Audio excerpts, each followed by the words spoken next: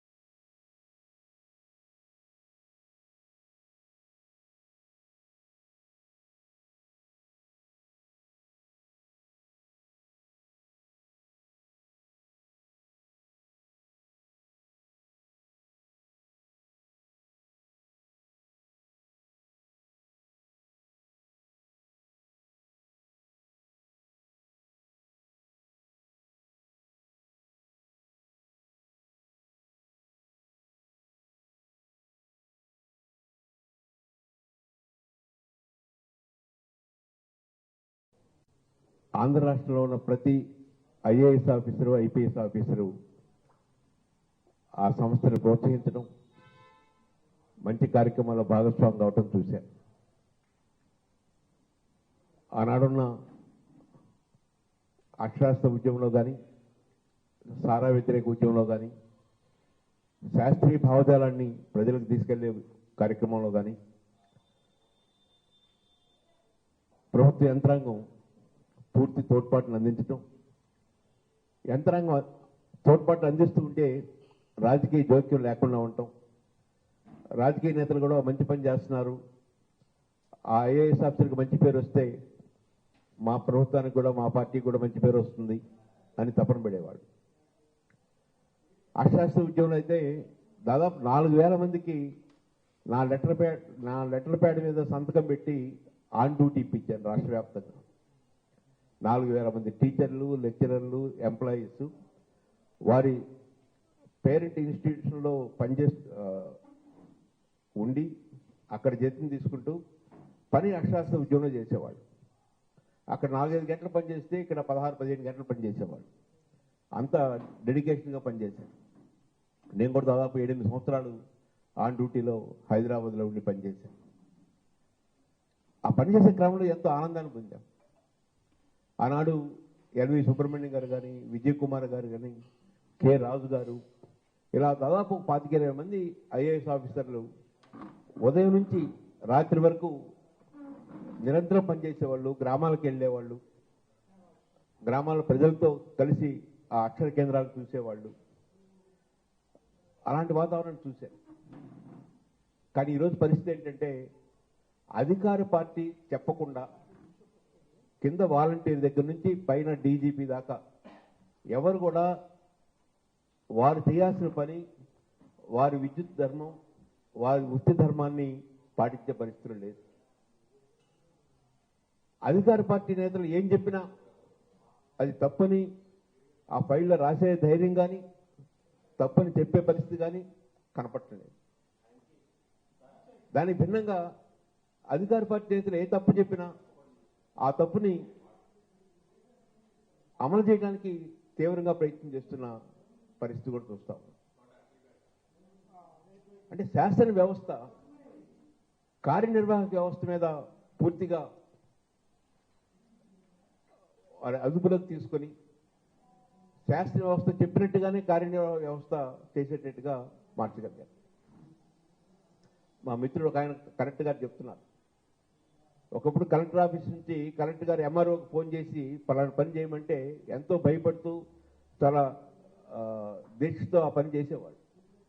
ఇప్పుడు కలెక్టర్ గారు ఫోన్ చేస్తే ఆ ఎంఆర్ఓ ఏం చెప్తున్నాడంటే, సార్ స్థానికంగా ఉన్న అధికార పార్టీ ఎమ్మెల్యే ఇలా చేయమన్నాడు, అందుకని అలా చేయాల్సి వస్తుందనంటే అలాగైతే అలాగే కానివ్వండి అంటే తప్పని తెలిసి కూడా దాన్ని సరిచేసే అవకాశం కలెక్టర్ కూడా లేని పరిస్థితి. ఈ వాతావరణంలో ప్రజాస్వామ్యం ముందుకెళ్లాలన్నా, రాజ్యాంగబద్ధ వ్యవస్థ ముందు కొనసాగాలన్నా, చట్టబద్ధ పాలన కొనసాగాలన్నా ఈ మూడు వ్యవస్థల మధ్య అనుబంధాన్ని కరెక్ట్గా ఉండేట్టుగా చూడాల్సిన అవసరం ఉంది. ఇలాంటి అనేక విషయాలు మనం వారి మాటల్లో విందాం. పెద్దలు చక్రపాణి గారు అనేక పదవుల్ని పొందారు. చివరిగా బాపట్లలో ఉన్న హ్యూమన్ రిసోర్స్ డెవలప్మెంట్ ట్రైనింగ్ సెంటర్కి డైరెక్టర్ జనరల్గా పనిచేశారు. వారు ఎడ్యుకేషన్ డిపార్ట్మెంట్లో ఉన్నప్పుడు చాలా నిక్కచ్చిగా నిజాయితీగా కృషి చేశారు.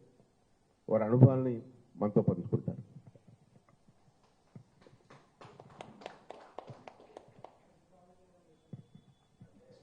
మిత్రులు పెద్దలు శ్రీ లక్ష్మణ్ రెడ్డి గారు,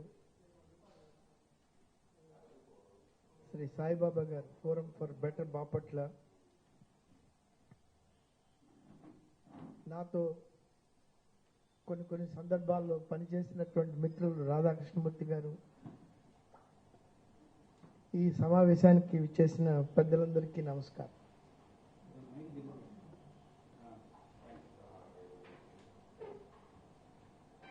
లక్ష్మణ్ రెడ్డి గారు ఈ రోజున ఈ కార్యక్రమానికి పిలిచినప్పుడు బ్యూరోక్రసీ నాడు నేడు అని ఈ అంశాన్ని వారు ఎన్నుకున్నప్పుడు బ్యూరోక్రసీలో మరి నాడు నేడు అనే ఒక మార్పు అంత ప్రస్ఫుటంగా గోచరమవుతోంది. ఈ మార్పు అంతగా బాగా లేదు అనే ఒక ధ్వని దాంట్లో తెలుస్తుంది. అయితే మాలాంటి వారికి, ఐఎమ్ నౌ 72, గత కాలము మేలు వచ్చు కాలం కంటేనని సాధారణంగా చెప్పుకోవడం అలవాటు. వచ్చేదంతా కూడా బాగాలేదు, ఒకప్పుడు చాలా బాగుంది అని. ఈ పరిణామ క్రమంలో మార్పులు జరుగుతున్నాయి. మనం ఒప్పుకున్నా ఒప్పుకోకపోయినా జరుగుతాయి.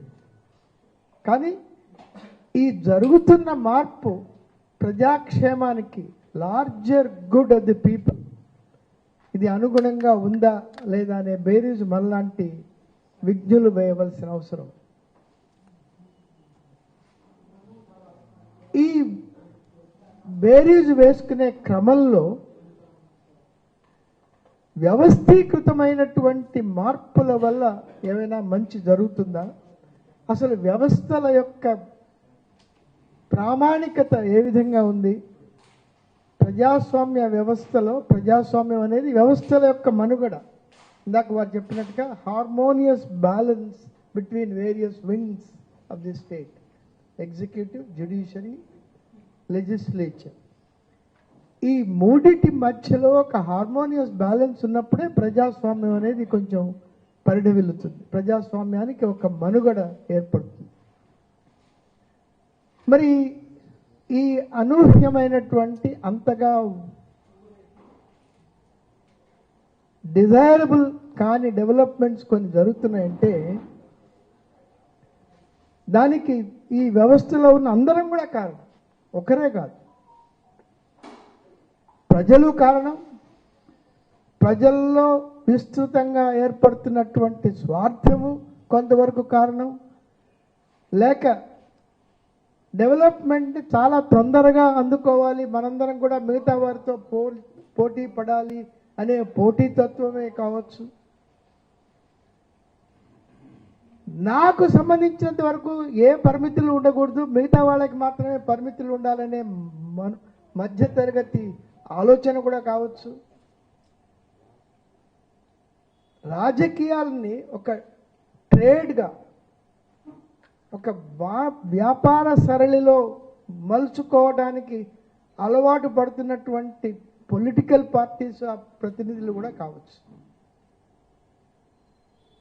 అన్నిటినీ మించి దాదాపు సంవత్సరానికి ఒక 100-130 మంది ఆల్ ఇండియా సర్వీస్ ఆఫీసర్స్ని, ఐఏఎస్ ఆఫీసర్స్ని ఎన్నుకోవడం జరుగుతుంది దేశవ్యాప్తంగా, అన్ని రాష్ట్రాలకి కలిపి. వాటితో పాటు ఒక 1000-1200 మందిని మిగిలిన సర్వీసెస్, ఐపీఎస్, ఐఎఫ్ఎస్, మిగిలిన సెంట్రల్ సర్వీసెస్లో దాదాపు 100 సెంట్రల్ సర్వీసెస్ ఉన్నాయి.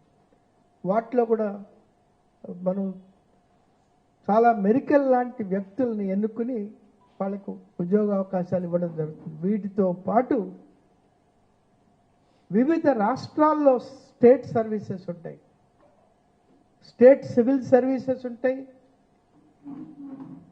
స్పెషల్ సర్వీసెస్ ఉంటాయి, ఇంజనీరింగ్ సర్వీసెస్ ఉంటాయి, మెడికల్ సర్వీసెస్ ఉంటాయి, ఎడ్యుకేషన్ రిలేటెడ్ సర్వీసెస్ కూడా ఉంటాయి. మరి ఇంతటి విస్తృతమైన వ్యవస్థ ఈ 70-75 సంవత్సరాల కాలంలో మన ఆలోచనలకి, ఎథిక్స్కి మనం ఊహిస్తున్నటువంటి వాల్యూ బేస్డ్గా ఎందుకు రూపాంతరం చెందట్లేదు అనేది ఇవాళ ఉన్నటువంటి మనందరి ముందర ఉన్న సమస్య. ముఖ్యంగా విజ్ఞులు లక్ష్మణ్ రెడ్డి గారిని ఈ సమస్య బహుశా చాలా తీవ్రంగా బాధపెడుతోందని నేను అనుకుంటున్నా, వారితో పాటు మీ అందరికి కూడా. అయితే సమాజంలో ఏ వ్యక్తి అయినా సమాజం నుంచి వచ్చినవాడు, అటు బ్యూరోక్రాట్ కానివ్వండి, పాలిటీషియన్ కానివ్వండి, జ్యుడిషియరీలో ఉన్నవాళ్ళు కానివ్వండి, ఒకప్పుడు ఈ వ్యవస్థల గురించి ఒక వ్యవస్థ గురించి ఇంకొక వ్యవస్థకి కొంత గౌరవం ఉండేది. ఈ గౌరవం అనేది వ్యవస్థల మధ్యలో ఉండే డిస్హార్మనీకి మన దేశంలోనే కాదు ఇతర దేశాల్లో కూడా ఈ డిస్హార్మనీ తలెత్తుతుంది. ఇప్పుడు మీరు చూశారు అమెరికాలో ఒక ప్రెసిడెంట్ ఎలక్షన్ అయిన తర్వాత how a president tried to subvert the whole democratic process. మన చుట్టుపక్కల ఉన్న దేశాలు చూసినట్టయితే ఎక్కడా కూడా కొంచెం డెమోక్రాటిక్ ప్రాసెసెస్కి అంత విలువ ఉండట్లేదు. They are all getting subverted for some reason or other. Luckily ఇప్పటికైనా కొంత విలువతో ఉన్నటువంటి కొన్ని వ్యవస్థలు మన దేశంలో ఉన్నాయి. అందులో జ్యుడిషియరీ ఒకటి. రాజకీయ వ్యవస్థకి మటుకు చాలా గౌరవం తగ్గిపోయిందని అనిపిస్తుంది నా దృష్టిలో. రాజకీయాల్లోకి సరైన మనుషులు రాలేకపోవటం, రాజకీయ నాయకుడిగా ఇవాళ ప్రజాప్రతినిధిగా ప్రజాక్షేత్రంలో నిలబడాలంటే ఉండే అనూహ్యమైనటువంటి ఎక్స్పెండిచర్ కానివ్వండి, కులాలని ఒక పావులుగా వాడుకునే ఒక ప్రక్రియ కానివ్వండి, మతాలని లేకపోతే మనుషుల్లో ఉన్న తేడాలని వాడుకునే ప్రక్రియ కానివ్వండి, ఇవన్నీ అందుకు సిద్ధపడే వాళ్ళే రాజకీయాల్లోకి వస్తున్నారు, మిగతా వాళ్ళు రావట్లేదు. That's the unfortunate. బట్ అయినప్పటికీ కాన్స్టిట్యూషనల్గా కొన్ని సర్వీసెస్ ఏర్పడ్డాయి. ఆల్ ఇండియా సర్వీసెస్ కూడా అందులో ముఖ్యం. The 3 all India services, IAS, IPS and IFS, ఒక రాజ్యాంగమైనటువంటి ప్రతిపత్తిని, ఒక గౌరవాన్ని, ఒక ఉనికిని వారికి ఇవ్వడం జరిగింది. కానీ ఆ ప్రక్రియలో ఇవాళ సెలెక్ట్ అవుతున్న మనుషులు,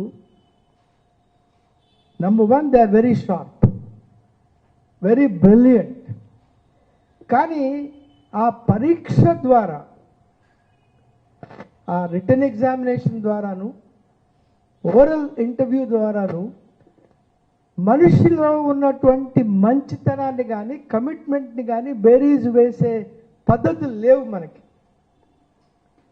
ఆ వ్యక్తి యొక్క తెలివితేటల్ని, రిటెన్షన్ని, మెమరీని క్యాప్చర్ చేసే ప్రక్రియ తప్ప ఆ మనిషిని సమగ్రంగా బేరీజు వేసే ప్రక్రియ లేదు. The examination does not allow. ఇప్పుడు నా గురించిన ఒక విచక్షణ బేరీజ్ వేయాలంటే నేను ఏం చేశాను 5-10 సంవత్సరాల్లో, నేను చేసిన కార్యక్రమాలు ఏంటి, దానికి సంబంధించినటువంటి ప్రయోజనం ఏమిటి, అది ఎంతవరకు ఆ వ్యక్తికి పనికొచ్చింది, ఎంతవరకు సమాజానికి పనికొస్తుంది అనే బేరీజ్ వేసే ప్రక్రియ లేదు. అందుకనే ఒకానొక దశలో మన్మోహన్ సింగ్ గారు ఈ ఆల్ ఇండియా సర్వీసెస్ని కాస్త సంస్కరించాలని ఆలోచన చేశారు. ఆ టైంలో ఆయన అనుకున్నది ఏమిటంటే, అది జరగలేదనుకోండి, బట్ అది వేరే మాట. ఒక మనిషిని సెలెక్ట్ చేసి 5 ఏళ్ల పాటు ఆ మనిషిని ఒక ప్రాసెస్లో పెట్టి, ఆ 5 ఏళ్లలో అతని వ్యక్తిత్వాన్ని, ఇంటెలిజెన్స్ని, మిగిలిన కార్యక్రమాలని కూడా బేరీజ్ వేసే ప్రక్రియను చేసి at the end of 5 years అతనికి ఒక సర్వీస్ని అలాట్ చేయాలనేది ఒక ఆలోచన ఆ రోజులో. అది జరగలేదు, దట్స్ ఎ డిఫరెంట్ మ్యాటర్. కాబట్టి మన రిటర్న్ ఎగ్జామినేషన్లోనే, మన యొక్క ఓరల్ ఇంటర్వ్యూలోనే there is something wrong, but there is no other process which has evolved over a period of time. All the selection today is based on the assumption that the most intelligent, the sharpest of human beings are necessarily the best of human beings. Is that a correct presumption? చాలా తెలివైన వాడు సమాజానికి చాలా పనికొస్తాడు అనేది assumption. మరి ఆ assumption సరిపోకపోయినట్టయితే వేరే ప్రక్రియలు ఏమిటి? ఆల్ ఇండియా సర్వీసెస్లో కానీ మిగతా స్టేట్ సివిల్ సర్వీసెస్లో కానీ ఆ ప్రక్రియలు ఏమిటి అనేది లేదు. రెండవది, ఈ రోజున ముఖ్యంగా స్టేట్ సివిల్ సర్వీసెస్లో రిక్రూట్ అయ్యేవారు దాదాపు 40-45 సంవత్సరాల దాకా రిక్రూట్ అవుతున్నారు. ఒకప్పుడు డైరెక్ట్ రిక్రూట్మెంట్ అంటే 24-25 సంవత్సరాల దాకానే మాత్రమే వాళ్ళకి అవకాశాలు ఉండేవి. మరి 40-45 సంవత్సరాల దాకా వాడు రిక్రూట్ అవుతున్నప్పుడు అతను లేక ఆమె, వారి యొక్క mental patterns are already set.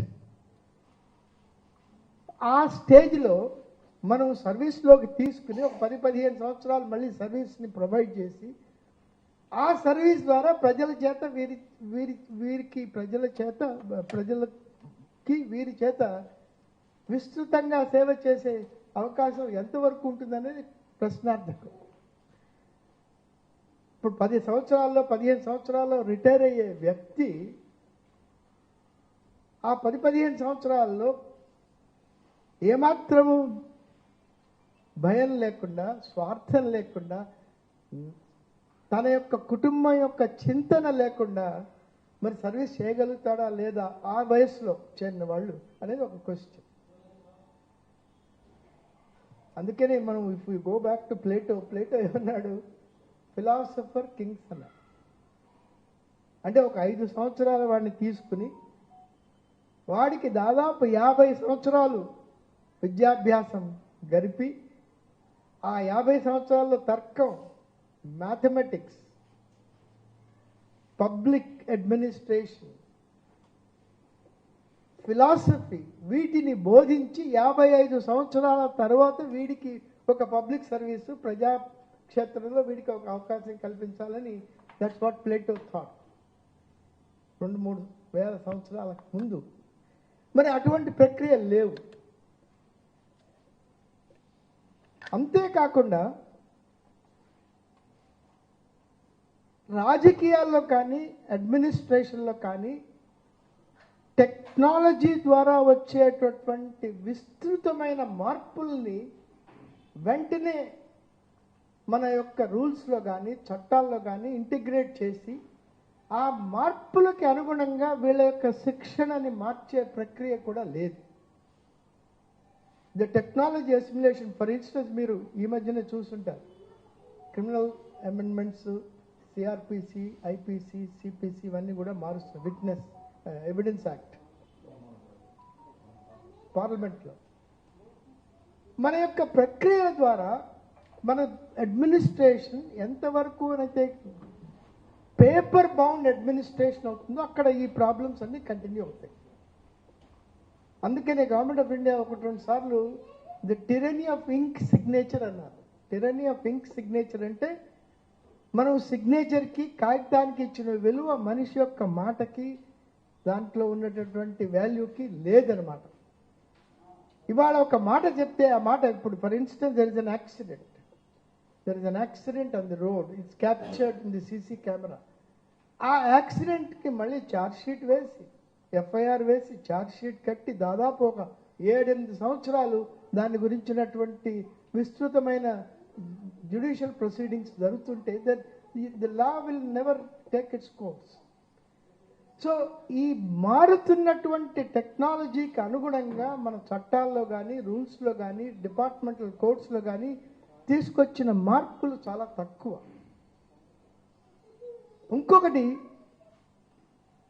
మన చట్టాల్లో చాలా వరకు సిటిజన్ చెప్పింది నమ్మే అవకాశాన్ని పొందుపరచలేదు. సిటిజన్ చెప్పిన దాన్ని తర్వాత ఎవరో మళ్ళీ ఒక వ్యాలిడేషన్ చేయాలి. Believe the citizen should be believed అనేది ఒక ప్రాథమికమైనటువంటి అవగాహనగా తీసుకున్నట్టయితే అతను చెప్పింది as far as is concern. For instance ఒక సింపుల్ విషయం చెప్తా. పెళ్లి జరుగుతుంది. పెళ్లి జరుగుతున్నప్పుడు ఆ మ్యారేజ్ పర్ఫామ్ చేసేది ఎవరు? పురోహిత్, ప్రీస్ట్ లేదా ముల్లా. ఎవడు రిజిస్టర్ చేయాలి ఆ పెళ్లిని? ఎవడైతే పెళ్లి చేస్తున్నాడో పెళ్లి చేసుకుంటున్నారో వాళ్ళు చేస్తే వాళ్ళు ఈ ప్రీస్ట్ కానీ, ముల్లా కానీ, ఇంకోటి కానీ రిజిస్టర్ చేయాలి. But what has the sub registrar to do with the marriage?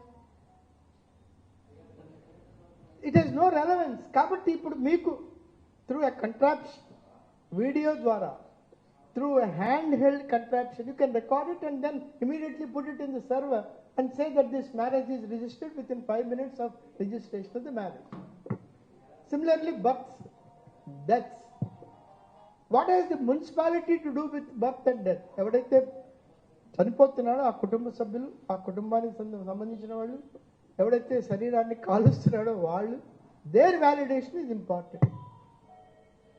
కాబట్టి ఈ ప్రక్రియలో ఎప్పుడైతే మనం చట్టాలని, రూల్స్ని ఆటోమేటిక్గా అప్డేట్ చేస్తామో అప్పుడు కొంత వెసులుబాటు, not at the highest political level but day to day ప్రజల యొక్క వెసులుబాటు జరుగుతుంది. A person who is conducting a delivery, doctor గారు ఉన్నారు ఇక్కడ, she should be the person who should certify to the birth, not the sub registrar, not the municipal officer. కాబట్టి ఇవన్నీ కూడా అర్థం చేసుకుని, అటు రాజకీయ నాయకుడు కానీ, ఇటు అడ్మినిస్ట్రేటర్ కానీ అర్థం చేసుకుని మన యొక్క ప్రాసెసెస్లో డైరెక్ట్ ఎవిడెన్స్లు ఏవైతే ఇన్కార్పొరేట్ చేస్తాం. ఫర్ ఇన్స్టెన్స్ ఇప్పుడు మనకి లైఫ్ సర్టిఫికేట్ అందరికీ పెన్షన్లో చాలామంది పెన్షనర్స్ ఉన్నారు. You are able to do it online, అవునా కాదా? వాట్సాప్లో లైఫ్ సర్టిఫికేట్ మీరు సర్వ్ చేస్తున్నారా? At least that's what we do in Telangana. You just upload it in a matter of half a minute. Something similar should be done about birth. Disputes ఉండొచ్చు ఎప్పుడైనా, ఒకటి రెండు సందర్భాలు. ఆ disputes amounting to 1 to 2% may not mean anything. కాబట్టి అటు అడ్మినిస్ట్రేటర్కి, ఇటు political లీడర్కి ఈ ప్రక్రియల్ని అవగాహన చేసుకుని వాటిని నిర్దిష్టంగా మన యొక్క దైనందిన ప్రొఫెషనల్ లైఫ్లో, జీవిత విధానంలో ఇన్కార్పొరేట్ చేసుకునే ప్రక్రియలు ఇంకా స్థిరంగా లేవు. అందువల్ల కూడా కొంత ఈ కరప్షన్ పెరుగుతుంది.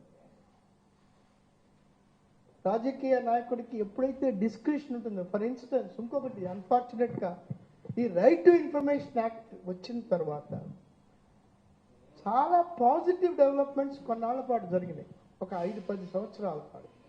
ఇప్పుడు ఏ జీవో కూడా పబ్లిక్ డొమైన్లో పెట్టట్లేదు, in spite of high court repeatedly saying it. ఇక్కడ కానీ అటు తెలంగాణలో కానీ గవర్నమెంట్ ఆఫ్ ఇండియాలో కూడా వీటిని ఎప్పుడైతే పబ్లిక్ డొమైన్లో పెడతారో, ఇన్ఫ్యాక్ట్ నేను మీకు some of you would be surprise, నేను I was deputy secretary to NT Rama Rao 1985, 86, 87లో. ఆ రోజున ఆయనని ఒప్పించి ఒక నోట్ పంపించాం, ప్రతి ఫైల్ని పబ్లిక్ డాక్యుమెంట్గా డిక్లేర్ చేయండి. పబ్లిక్ డాక్యుమెంట్గా డిక్లేర్ చేస్తే మీరు కొన్ని ఫైల్స్ కాదంటారు, వాటిని by exception they are not public documents అని మళ్ళీ సపరేట్గా చేయండి. ఏ ఫైల్ యొక్క యాక్సెస్ కూడా మనిషికి ఉండాలి, ముఖ్యంగా ఎవరైతే గ్రీవెన్స్ ఉందో అతనికి ఉండాలి. Today it is possible thanks to technology. Technology వల్ల ఏ ఫైల్ అయినా పబ్లిక్ డాక్యుమెంట్, ఇప్పుడు every file is an online file, ఈ ఫైల్. బట్ ఆ ఈ filing is available only to government employees, those who are working on those subject. అది కూడా అన్ని డిపార్ట్మెంట్స్ కాదు. ఎవరైతే ప్రజలు ఉన్నారో ఆ ప్రజలకి ఏ file should be available as a public document. అది చేయాలి. అది చేయనంత కాలం ది ప్రాబ్లమ్స్ విల్ కంటిన్యూ. కాబట్టి ఇటువంటి మార్పుల ద్వారా కొన్ని చేయొచ్చు.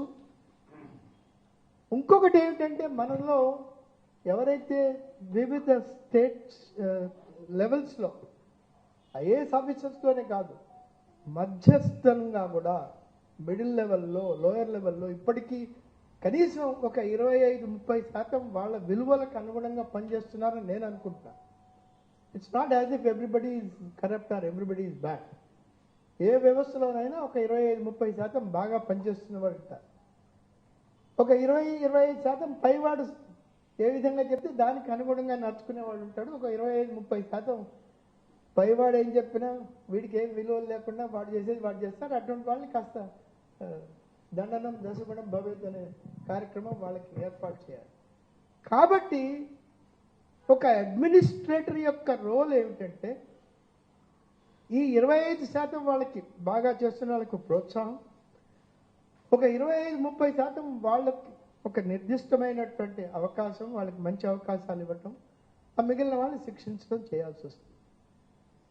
అది చేసినప్పుడు you are able to distinguish the good, bad and the indifferent, the worst fellows. ఈ శిక్షణ లేదు.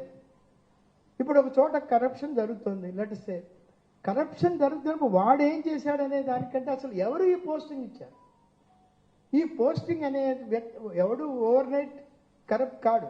వాడి యొక్క చరిత్ర ఉంటుంది, వాడి మొదటి నుంచి వాడి సంగతి తెలుస్తుంది. ఈ పోస్టింగ్, ఇతనికి ఈ పోస్టింగ్ ఇవ్వటంలో ఎవళ్ళు పాత్ర వహించారు. It should be in public domain. A post, if there is a corrupt fellow, particularly in those cases, నన్ను అడిగితే ఏవైతే కోర్టులలో ఛార్జ్ షీట్స్ వేశారో ఆ కేసెస్లో ఇతను మొదటి నుంచి చివరి దాకా ఇతను ఏ పోస్టింగ్స్ నిర్వహించాడు, ఈ పోస్టింగ్స్ నిర్వహించడంలో ఎవరెవరి ప్రముఖమైన పాత్ర ఉంది అనేది it should be in public domain. ఇప్పుడు ఫర్ ఇన్స్టెన్స్ కొన్ని ఇంపార్టెంట్ పోస్టింగ్స్ని, ఇంపార్టెంట్ పొజిషన్స్ని అమెరికాలో కానీ సెనెట్ హియరింగ్స్ పెడతారు. ఈ వ్యక్తిని మేము హైకోర్టు జడ్జిగా, సుప్రీంకోర్టు జడ్జిగా చేయదలుచుకున్నాం అమెరికాలో, ఈ యొక్క వ్యక్తి యొక్క లక్షణాలు ఇవి. మరి అటువంటి చర్చ మరి పోస్టింగ్స్లో కూడా జరగాలి కదా. అన్ఫార్చునేట్గా ఏమవుతుందంటే, నా ఇష్టం వచ్చిన వాడిని పోస్ట్ చేసుకుంటాం, నా ఇష్టం వచ్చినంతసేపు అతను ఉంచుతాం, మీరు ఏదైనా చేయండి. గవర్నమెంట్ ఆఫ్ ఇండియా కూడా, which is suppose to be the cadre controlling authority, it's not playing any role in so far as these procedural aspects are concern. పోస్టింగ్స్లో కానీ, ట్రాన్స్ఫర్స్లో కానీ, ఒక అవకాశాలు ఇవ్వడంలో కానీ, ఎవరెవరికి ఎప్పుడెప్పుడు ఏ అవకాశాలు ఇవ్వడం అనేది it should be in public domain. ఒక వ్యక్తిని ఒక నలుగురిలో ఒక ముఖ్యమైన పోస్టింగ్లో ఒక వ్యక్తిని మనం పెడుతున్నప్పుడు, ఆ వ్యక్తిని కింది స్థాయిలో ఉన్నటువంటి వ్యక్తుల ద్వారా మనం మార్పు చేస్తున్నప్పుడు it should be public domain నా దృష్టిలో. ఎందుకని ఆ మూడో వ్యక్తికి ఇచ్చాము, ఎందుకని మొదటి 2 వ్యక్తులకి ఇవ్వలేదు, కారణాలు ఉండొచ్చు. But they should be in public domain అనేది నా ఉద్దేశంలో ముఖ్యమైన అంశం అన్నమాట.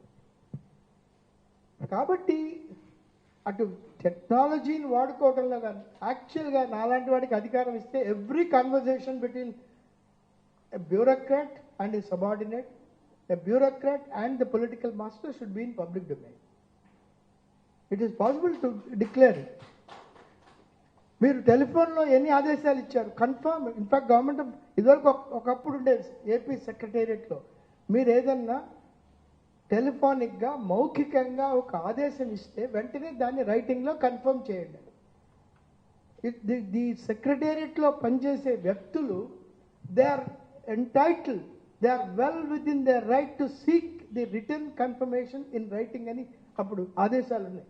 దేర్ ఇస్ సెక్రటేరియట్ బిజినెస్ ప్రొసీజర్స్లో కానీ ఆఫీస్ మాన్యువల్లో కానీ ఈ ఆదేశాలు ఉన్నాయి.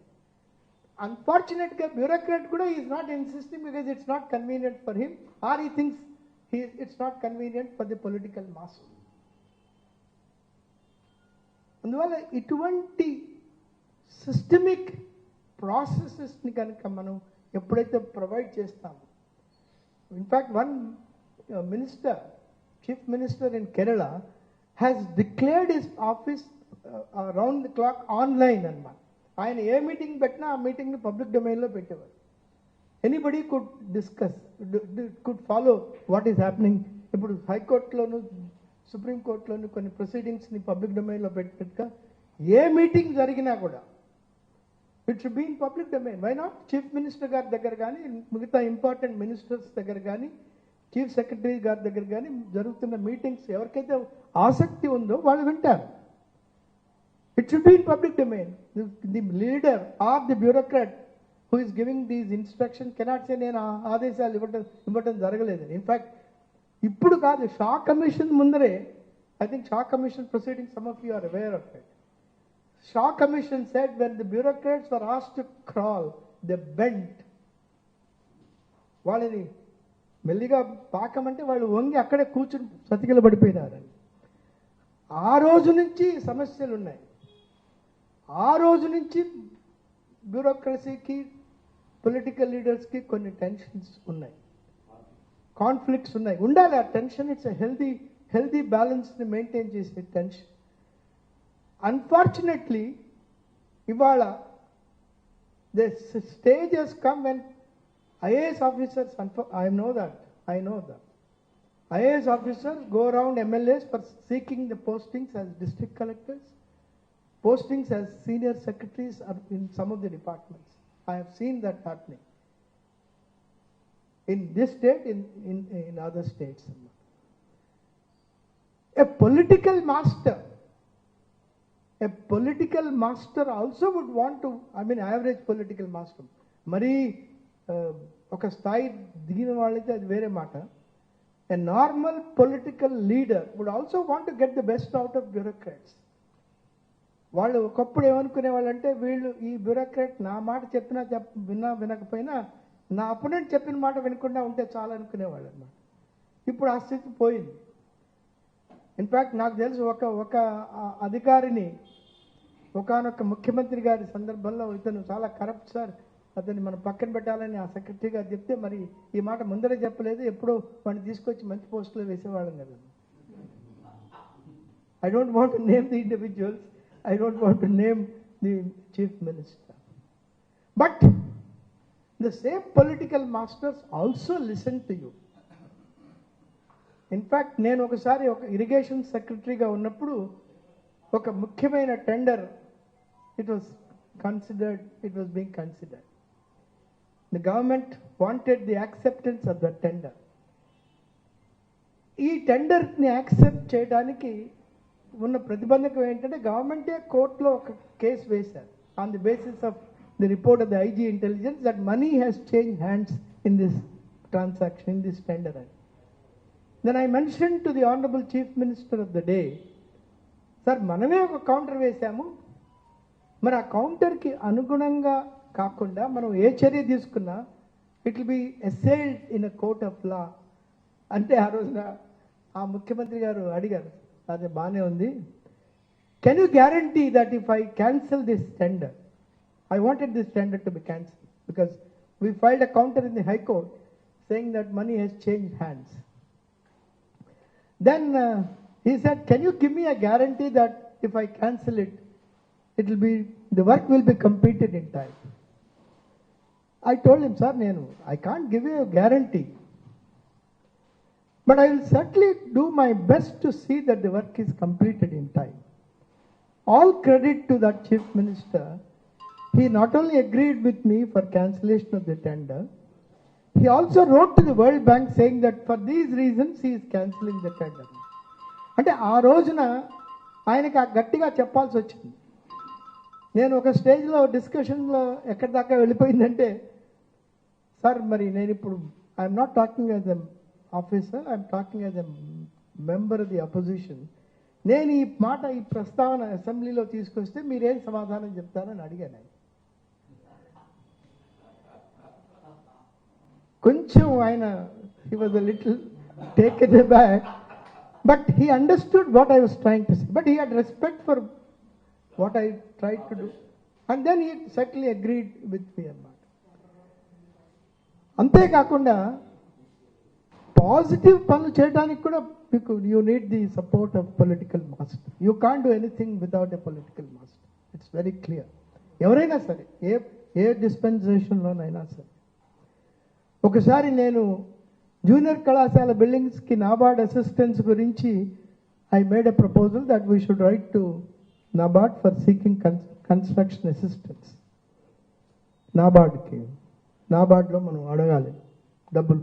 ఆ కాలంలో కాలేజ్ బిల్డింగ్స్కి వాళ్ళు ఇచ్చేవాళ్ళు కాదు, ఓన్లీ స్కూల్ బిల్డింగ్స్కి ఇచ్చేవాళ్ళు కన్స్ట్రక్షన్ అది. ఆ ముఖ్యమంత్రి గారు అడిగారు, మరి ఇవి మనం పంపిస్తే వస్తాయా అని. సార్ ప్రయత్నం చేద్దాం, నేను వస్తాయని గ్యారంటీ ఇవ్వట్లేదు, ప్రయత్నం చేసాం, వచ్చినాయి. I was very happy. కాబట్టి మనం పొలిటికల్ మాస్టర్కి చెప్పే ధైర్యం, ఒక clarity of thinking and sequential thought మనలో కూడా కొంత ఉండాల్సిన అవసరం ఉంది. ఇన్ఫ్యాక్ట్ ఒకసారి I wrote against 2 judges of the high court, district judges. High court యొక్క రిజిస్ట్రార్ విజిలెన్స్కి రాయటం జరిగింది, secretary irrigation. These 2 judges there is a report from the IG intelligence that they are indulging in corrupt practices, and వీరి మీద you may take such action as deemed fit and proper. అని వాళ్ళ భాష, అది high court జడ్జిల యొక్క భాష. You may take action as deemed fit and proper అని నేను ముఖ్యమంత్రి గారి ఆదేశాలు, ముఖ్యమంత్రి గారి అప్రూవల్ ఫైల్లో తీసుకుని రాయడం జరిగింది రిజిస్ట్రార్ విజిలెన్స్కి. అప్పుడు I was called by the chief justice. ఆ చీఫ్ జస్టిస్ గారు పిలిచి, మరి మీ దగ్గర ఏమైనా ఎవిడెన్స్ ఉందా అన్న. సార్ నా దగ్గర ఏం ఎవిడెన్స్ లేదు, but I have a report from the IG intelligence saying that these 2 judges are indulging in corrupt practice. అందులో ఒక లేడీ జడ్జ్ గారు వారి కుమార్తె వివాహ సందర్భంలో 6 లక్షల రూపాయల నగదు, ఒక కారు వారు ఫలానా వారి నుంచి పొందారని మాకు ఒక రిపోర్ట్ వచ్చింది, అది తమరి ముందర పెడుతున్నానని చెప్పారు. Then in all fairness to that chief justice, he referred the matter to a judge who was again a little sympathetic to a particular category of judges. He gave a report in favor of that lady. All fairness, the Chief Justice did not agree with that report of the Honorable Judge of the High Court, referred the matter to a committee of 3 judges who finally concurred with me, and she was overlooked for her promotion. But it called for certain amount of clarity, some thinking. నేను కొన్నిసార్లు రాసినప్పుడు అప్పుడు secretary to CM అడిగారు, మీరు ఇప్పుడు ఇది judicial scrutiny of administrative డిసిషనా లేకపోతే administrative scrutiny of judicial decisions అని వాళ్ళు హైకోర్టు జడ్జెస్ అడుగుతున్నారు మమ్మల్ని అని. That's what he asked me. But in all those cases నన్ను పిలిపించి కాంటెంప్ట్లో నా మాటలు విన్న తర్వాత కూడా that judge who gave a report in favor of that lady agreed with me on certain matters. నేను ఎందుకు చెప్తున్నానంటే, మనకి కూడా కొంత పట్టుదల, ఒక టెనాసిటీ, ఒక పర్సీవరెన్స్, కొంత పొలిటికల్ సపోర్ట్ ముఖ్యంగా అడ్మినిస్ట్రేషన్ వాళ్ళకి అవసరం. అది లేకపోతే you cannot achieve what you intend doing. ఎన్నో సందర్భాల్లో we took unpleasant decisions. In fact, when I was Commissioner Intermediate Education, I refused to give hall tickets to those who with less than 70% of the attendance. Hall tickets ఇవ్వలేదు. Assembly was in session. Assembly was adjourned only on this issue of hall tickets to the students of intermediate. But luckily for us, the then Chief Minister supported the action of not giving hall tickets to those who do not have attendance and supported the action of the administration. So ఇటువంటి political support కూడా కావాలి. ఎంతసేపు మనం political మాస్టర్ని కాదనుకుని అన్నీ చేయగలుగుతాం అనుకునేది బహుశా it may not be true. It is possible provided you are always on the right and you know that you can take a position in writing on paper, and provided you are also well versed with your facts. Unfortunately, ippudunna bureaucrats ki in the maze of a lot of the other administrative processes field the reality le. ముఖ్యంగా ఈ video conferencing వచ్చిన తర్వాత field reality కాస్త తక్కువైపోయింది. They do not have the first hand information that is needed for them to take a decision. అక్కడ ground లెవెల్కి వెళ్ళి ఏ నిర్ణయం తీసుకోవాలి. Luckily for me, I was able to go around. As commissioner, I had the opportunity of going around almost 400 to 450 junior colleges out of 711 at that time in the undivided state. But ఇప్పుడు అటువంటి అవకాశం చాలామంది heads of the డిపార్ట్మెంట్స్కి ఉండట్లేదు. With best of intentions, వాళ్ళకి intentions ఉంటే ఉన్నప్పటికీ ఉన్న పరిస్థితిలో this is what is the problem. అంతేకాకుండా the nexus between the lower rungs of administration and the political masters is very strong ఇవాళ, thanks to WhatsApp, thanks to whatever other communications. ఒకసారి సంతోష్ హెగ్డే గారు నాతో చెప్పడం జరిగింది. Santosh Hegde was the Lokayukta of Karnataka who enquired into the mining scandal both in Karnataka and Andhra Pradesh. He said that it is the Republic of Ballari. Nobody will be allowed into this district without the clearance of so and so. That's what Santosh Hegde, Justice Santosh Hegde himself said. So ivala sub-inspector posting to saha, head constable posting to saha, local legislator clearance లేని అది జరగట్లేదు, which is very very tragic. With the homeguards కూడా probably homeguards కూడా. కాబట్టి there is something which needs to be looked into the whole process. చాలా services privatise అయినాయి thanks to technology. కొంత ప్రైవేటైజేషన్తో, టెక్నాలజీ ఇన్ఫ్యూజన్తో, ఆన్లైన్ ప్రక్రియతో అక్రాస్ ది టేబుల్ ట్రాన్సాక్షన్స్ చాలా పెరిగినాయి. అయినప్పటికీ the postings and transfers of officers in certain crucial departments, police, revenue, maybe education, commercial taxes, excise, ఇవన్నీ కూడా ఆ లోకల్ లెజిస్లేటర్ యొక్క ఇన్ఫ్లుయెన్స్ లేని జరగట్లేదు, which is again very tragic. కాబట్టి అన్లెస్ వీ టేకప్, ఇవాళ రాజకీయ నాయకుడికి జస్టిఫికేషన్ ఏమిటి for making money or indulging in fraudulent methods?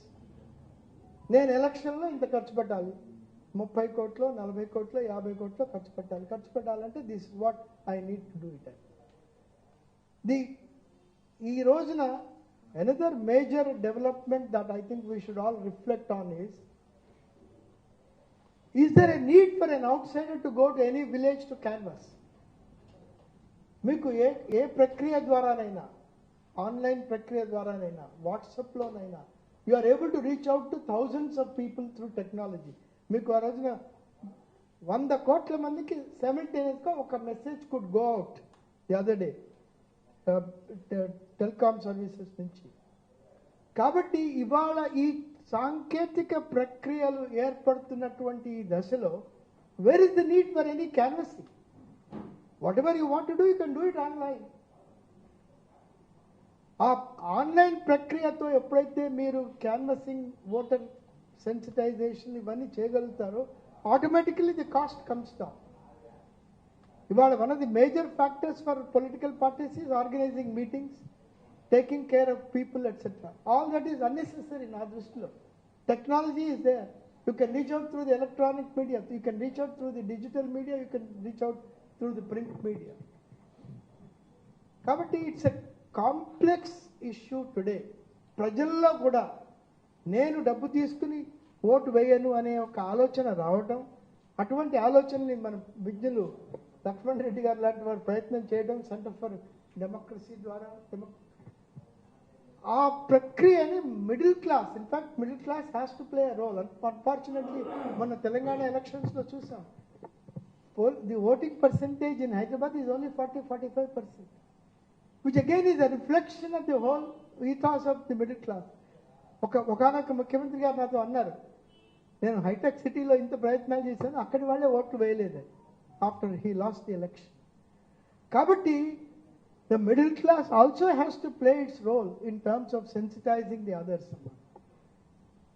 The last point I would like to submit for your consideration is, as long as we have processes, drinking gaani, elections lo liquor consumption gaani, money power gaani, వీటిని మనం ఎప్పుడైతే curb చేయలేమో, నాకు ఒక 2-3 MLAs చెప్పారు, 83-84 ఆ ప్రాంతాల్లో ఎన్టీఆర్ గారి దగ్గర నేను డిప్యూటీ సెక్రటరీగా పనిచేస్తున్నప్పుడు ఒకనొక ఎమ్మెల్యే ఒక ఆయన అనంతపూర్ నుంచి చెప్పారు, నేను నా ఎలక్షన్లో 28,000 మాత్రమే ఖర్చు పెట్టాను. That is the poultry amount that was spent on the elections. ఇవాళ ఏ ఎమ్మెల్యే అయినా 30-40 కోట్లకి ఖర్చు తక్కువ లేకుండా జరుగుతుంది. ముఖ్యంగా మన సదరన్ స్టేట్స్లో తెలంగాణ, ఆంధ్రప్రదేశ్ ఎక్సెట్రా. కర్ణాటక పర్హాప్స్ అంత కొంత ఉంది, బట్ తమిళనాడులో ఇంత లేదు. కాబట్టి ఈ ప్రక్రియలో ఎలక్టరల్ ప్రాసెస్ని మనం అడ్రస్ చేయకుండా ఇదే same set of leaders, A party అయినా సరే, ఏ పార్టీ వచ్చినా I think more or less it will be the same story. ఆ ప్రక్రియలో కొంచెం ప్రజాక్షేమాన్ని, ప్రజల ఆలోచనల్ని, ప్రజల యొక్క ఆలోచనల్ని, వాళ్ళ యొక్క క్షేమాన్ని చూసే పార్టీ ఇండివిజువల్స్ కావాలంటే you need to simplify the electoral process. You need to cut down on expenditure. You need to bring about some transparency in to the whole process. Online voting, మనం ఆన్లైన్ ఓటింగ్ చాలా చోట్ల జరగట్లేదు. ఇక్కడ కొంత ఒక స్టేజ్లో అనుకున్నారు కానీ ఇంకా లేదు. Online voting is also a method by means of which you cut down on expenditure, and it is possible. అయితే కొన్ని చోట్ల ఈ ఈవీఎంస్ని ట్యాంపర్ చేయడానికి స్కోప్ ఉంటుంది అని చెప్పి that's the apprehension, but that can be addressed. In fact I have reviewed certain documents relating to European countries where they have allowed online voting in certain other elections, not in general elections. కెనడాలో కానీ ఆస్ట్రేలియాలో కానీ online voting కొన్ని internal electoral ప్రాసెస్లో permit చేయడం జరిగింది. Internally, yes, but not in a very major general election. ఇప్పుడు ఆ లెక్కన America, which is supposed to be a very advanced country, they had difficulty in declaring the presidential vote for almost 2 months. ఒక ఎలక్షన్లో వాళ్ళు ఆపేయాల్సి వచ్చింది unfortunately. మన యొక్క ప్రాసెసెస్లో చాలా మార్పులు కావాల్సిన అవసరం, reforms in terms of process. తర్వాత రిఫార్మ్ ఇన్ టర్మ్స్ ఆఫ్, ఇప్పుడు మనిషి ఎందుకని మనకి ప్రాసెస్లో మార్పు రావాలి, చట్టం రావాలి? ఎందుకంటే మనిషి as a collective human being is suppose to be a little unruly. ఇండివిజువల్గా మంచివాడేమో కానీ as a collective human being is unruly. ఆ కలెక్టివ్ అన్రూలీ హ్యూమన్ బీయింగ్ని కంట్రోల్ చేయడానికి ప్రాసెస్ కావాలి. ఆ ప్రాసెస్లో ట్రాన్స్పరెన్సీ కనుక ఎప్పుడైతే వస్తుందో, ఈ ట్రాన్స్పరెన్సీ వచ్చినప్పుడు కొంత ఈ ఎలక్షన్ ప్రాసెస్లో కూడా కొంత నిబద్ధత, కొంత నిజాయితీ వస్తుందని నేను అనుకుంటున్నాను. In all fairness, it is not always possible to blame only the politician. Politician is certainly to be blamed, but the society also has to blame itself. నన్ను అడిగితే నాకు ఇద్దరు ముగ్గురు చెప్పారు, తణుకు ఆ ప్రాంతాల్లో పనిచేస్తున్న వాళ్ళు, మేము మా గ్రామాలకు వెళ్ళి we tried our best to see that ఎలక్షన్స్కి 4-5 నెలల ముందర ఆ గ్రామంలోకి మేము సారా లిక్కర్ ఏది రాకుండా చేయడానికి ప్రయత్నం చేశాం, కానీ వీ కుడ్ నాట్ సక్సీడ్. మన దేశంలో వాళ్ళు ఇతర దేశాలకు వెళ్ళి ఆ గ్రామాన్ని గురించి కొంత తాపత్రయపడే వ్యక్తులు అన్నమాట. కాబట్టి ప్రజల్లో కూడా కొంత మార్పు, certain amount of concern is absolutely essential. Human beings need to be regulated. ఆ రెగ్యులేషన్లో ఇప్పుడు చట్టం ద్వారా మాత్రమే కాకుండా టెక్నాలజీ ద్వారా కూడా ఎన్నో ప్రక్రియలు వస్తున్నాయి. ఆ ప్రక్రియల యొక్క అవగాహనని సరిగా మనం చూసుకోవాలి. అడ్మినిస్ట్రేషన్లో ఉండే వాళ్ళు చూసుకోవాలి. ఒక దార్శనికుడు, ఒక విజనరీ కనుక హైయెస్ట్ లెవెల్లో ఉంటే వీటన్నిటి గురించి ఒక ఆలోచన ఏర్పడుతుంది. లేనప్పుడు మరి ఈ ఉన్న రైట్ టు ఇన్ఫర్మేషన్ యాక్ట్ని ఇంకా కిందికి తోసేయడం, డిజిటల్ పేమెంట్స్ని ఇంకా పక్కకు తోసేయడం, ట్రాన్స్పరెన్సీకి ఏదైతే దోహదపడుతుందో అటువంటి ప్రక్రియలన్నింటినీ మనం కాదనటం, ఇవన్నీ జరుగుతాయి. I think that is what is happening in some of the Telugu speaking states. I do hope that the things will improve over a period of time. So with these words I thought I'll end this brief introductory presentation, and I'm willing to take any questions. Sir, one question, sir. మన బ్యూరోక్రసీలో ఒకసారి join అయిన తర్వాత IAS, civil services వాళ్ళు evaluate చేసే process లేదని మనం అనుకున్నాం కదా.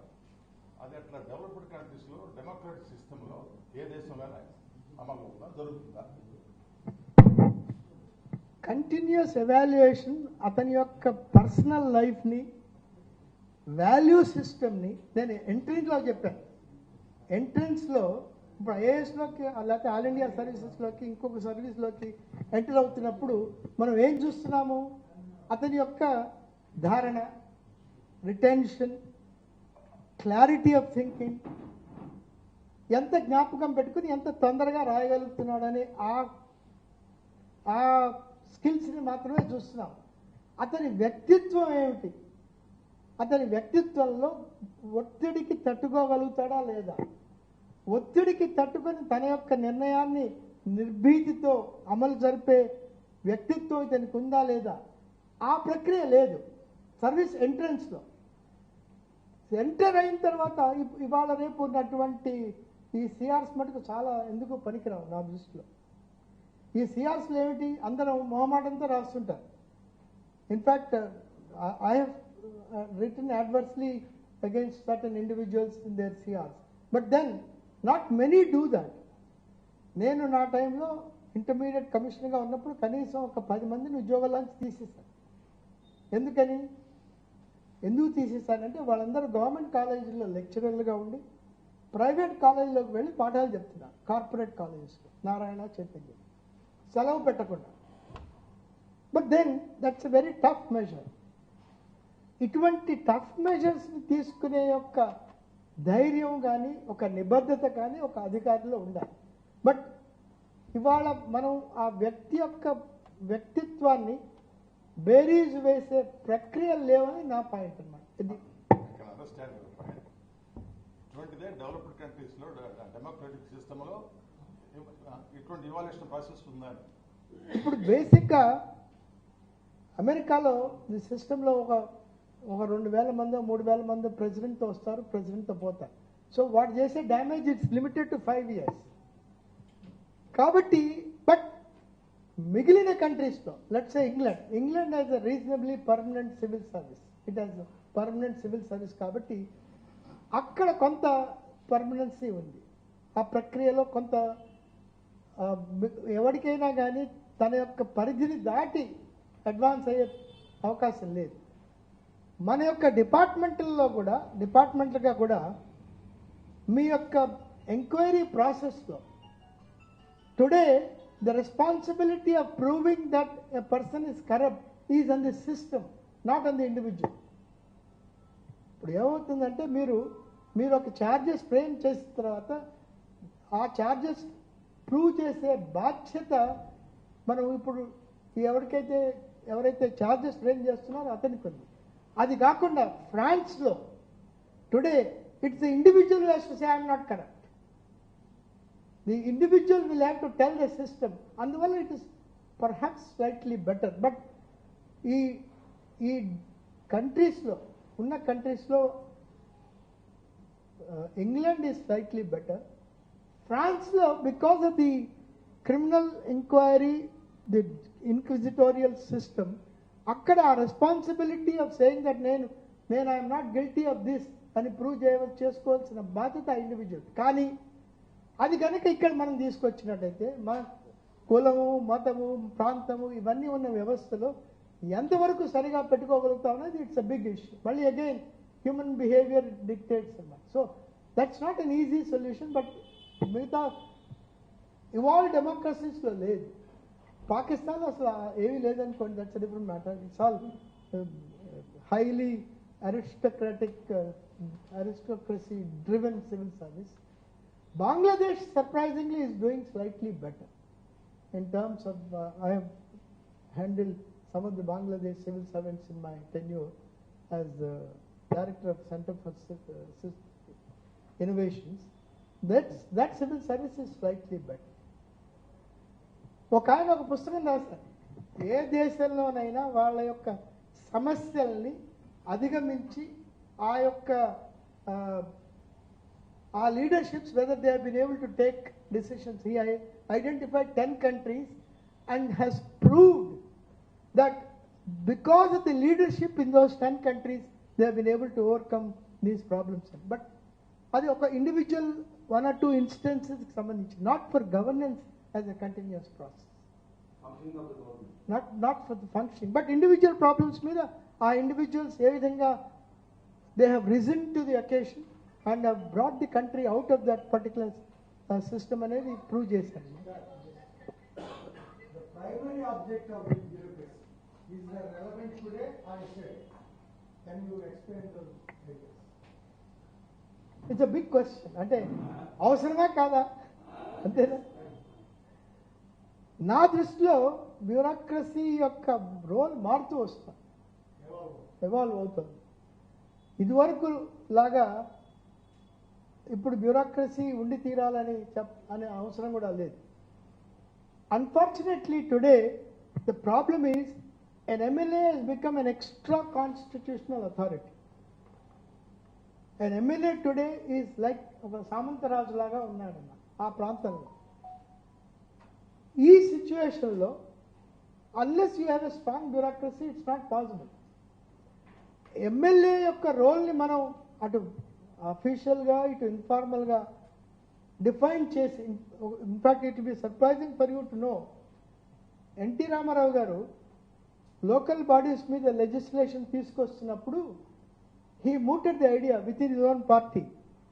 ఆల్ ది ఎమ్మెల్యేస్ని, ఎంపీస్ని లోకల్ బాడీస్లో మనం వాళ్ళకి స్థానం కల్పించద్దు అని ఆయన ప్రతిపాదన. All the MLAs were up in arms against him on that issue. A man like N.T. Ramarao, 80s lo, 85, 86, 87 lo, when he wanted to take the MLAs and MPs out of the local bodies, he was himself not able to push through. కాబట్టి bureaucracy యొక్క అవసరం అంటే evolving సిచ్యువేషన్లో మీరు చాలా ట్రాన్సాక్షన్స్ని online చేసినప్పుడు అవసరం లేదు. నన్ను అడిగితే అవసరం లేదు. కరెక్ట్. సో ఇదే they are saying you're all irrelevant, I don't care అని. ఈ గ్రామ పంచాయత్ సెక్రటేరియట్ ద్వారా, వాలంటీర్ వ్యవస్థ ద్వారా, దట్స్ వాట్ కరెక్ట్. బట్ అది ఎప్పుడు ఏ ప్రక్రియ కూడా అది ఎమ్మెల్యే గారి కంట్రోల్ కింద లేనప్పుడు, లోకల్ మంత్రి గారి కింద లేనప్పుడు, ఎంపీటీసీ, జెడ్పీటీసీ అనే వ్యక్తుల యొక్క పరిధిలోకి పోనప్పుడు అది వర్క్ అవుతుంది. But do we have that system today? మనం కలెక్టర్ గారి యొక్క డిజిటల్ సిగ్నేచర్ని కూడా కొంతమంది ఇండివిజువల్స్కి ఇచ్చేసి చేయమని చెప్తున్నారు with the support of people అన్నమాట. కాబట్టి దేనికి ఏమైనా బ్యూరోక్రసీ యొక్క రోల్ తగ్గుతుంది. నన్ను అడిగితే ఇటువంటి వీక్ బ్యూరోక్రసీ కంటే అసలు no bureaucracy perhaps is better. ఇప్పుడు ఇవాళ కలెక్టర్ అనే వ్యక్తికి మీరే చెప్తున్నారు, అక్కడ అతని యొక్క లక్ష్మణ్ రెడ్డి గారు కూడా అన్నారు, గౌరవం తగ్గిపోతుందని. ఆ గౌరవం తగ్గిపోతున్న వ్యవస్థ అవసరమా కాదా అనేది it's a bigger issue. It's a much bigger issue. But then do you have an alternative technologically driven solution? అది లేనంత వరకు మరి ఎవరో ఒకరు ఉండాలి. ఇవాళ కలెక్టర్ అనే వ్యక్తి తన యొక్క ఇన్స్టిట్యూషనల్ స్ట్రెంగ్త్ని ఉపయోగించుకోలేకపోతే ఇట్స్ రియలీ అన్నెసరీ. నా దృష్టిలో ఇట్స్ నాట్ నీడెడ్.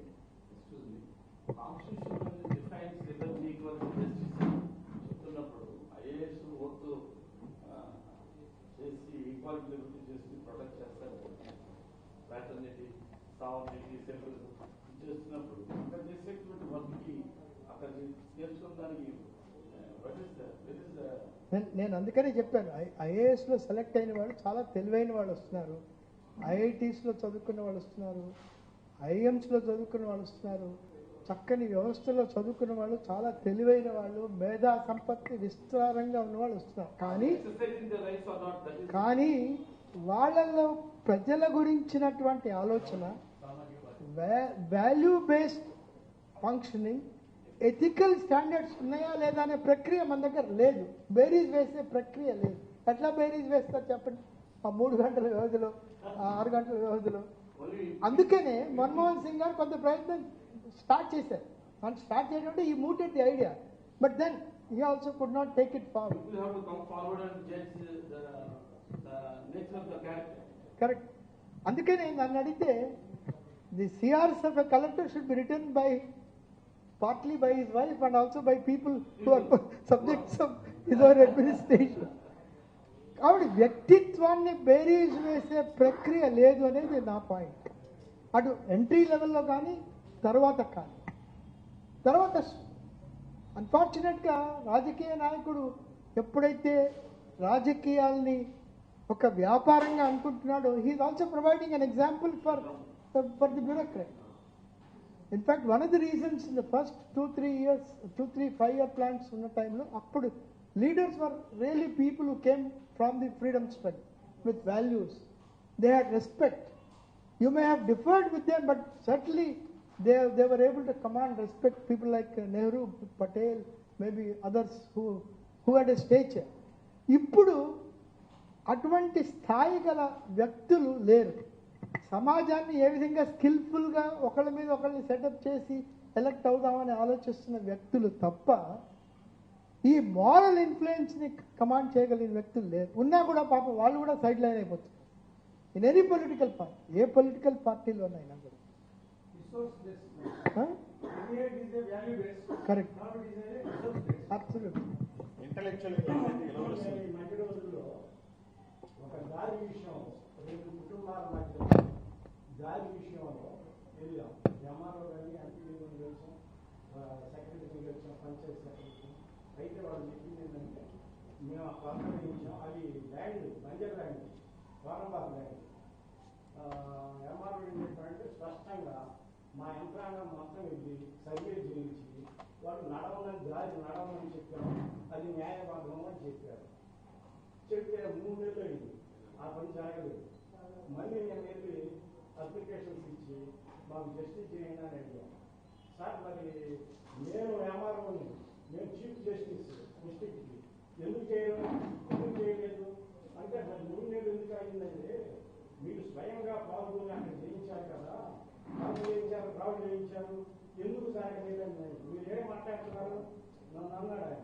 మీరేం మాట్లాడుతున్నారు, నేను ఈ జిల్లాకి రాజును కాబట్టి నేను చెప్పినట్టు చేయాలి, రేపు జరిగింది అన్నాడు. సరే ఎంపీడీఓ కలిసాం. ఎంపీడీఓ కలిసి ప్రజలు ఆయన రిటర్న్ అయ్యాలా, రిటర్న్ ఇస్తే నేను అది తీసుకొని పోలీస్ కోర్సులో తీసుకొని 5 నిమిషాల్లో చేస్తాను అన్నాడు. తర్వాత ఇంకొక ఆయన దగ్గరికి పోతే, ఎస్ఐ దగ్గరికి పోతే డిస్ప్యూటెడ్ ల్యాండ్ ఇప్పుడు 6 కేసులని మీరు స్థానం దగ్గరకే బాగుంటుంది. తర్వాత మేము ఎవరికి చెప్పుకోవాలంటే గంటలు మధ్యాహ్నం స్టేటస్ అని ఎవరు ఇచ్చారు మీకు స్టేటస్ ఎవరు ఇచ్చారంటే మేము చెప్పేది కాదండి. సరే మేము అర్థం చేసుకుంటాం. వీళ్ళు పొలిటికల్ ప్రెషర్స్ ఏమైనా అర్థం చేసుకుంటాం. ఇప్పుడు పొలిటికల్ ప్రెషర్ ఏదున్నా కూడా దయచేసి రైటింగ్లో ఇవ్వాలి. మీరు ఇందాక అడిగారు చూడండి, రైటింగ్లో ఇచ్చినప్పుడు there is no question of anybody saying political pressure. ఆ ఎంఆర్ఓ గారు అక్కడికి వచ్చి ఇది పబ్లిక్ ప్యాసేజ్, దీనికి యాక్సెస్ ప్రజలకు ఉండాలి, ఎప్పుడైతే తను కన్విన్స్ అయినాడో you should have given it in writing. అది చేయకుండా నాకు పొలిటికల్ ప్రెషర్ ఉందనేది దట్ ఈస్ నో గ్రౌండ్.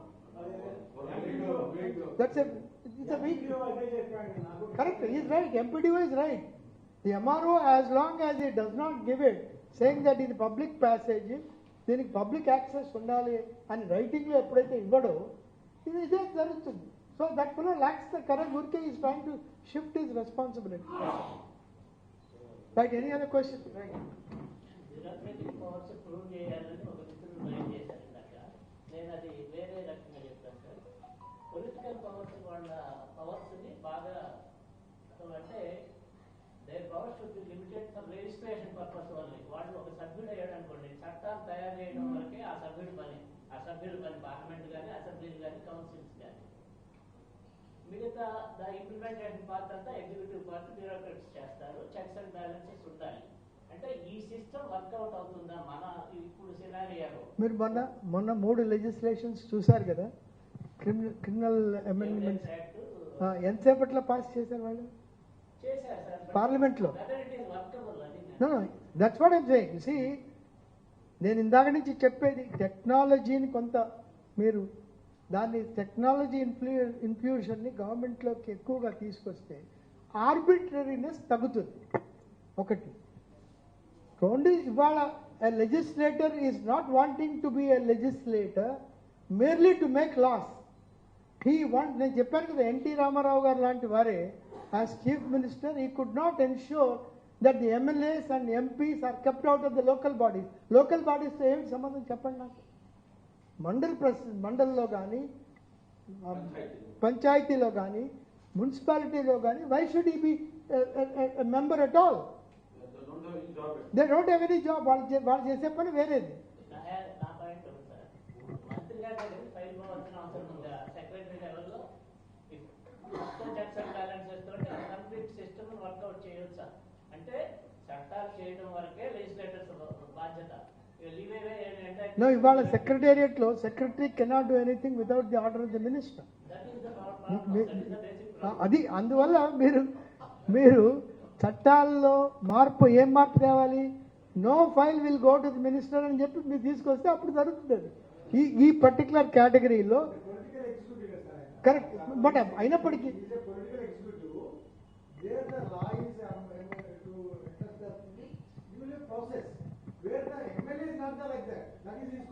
ఇంకొక ఆస్పెక్ట్ సార్, పీపుల్స్ లో లేని గవర్నెన్స్ లో యాక్చువల్గా ఢిల్లీలో అయితే ఎడ్యుకేషన్ అండ్ హెల్త్ 2 సెక్టార్స్ లో కూడా అద్భుతమైన విజయాలు సాధించారు. అది ప్రపంచానికి అందరికీ తెలుసు.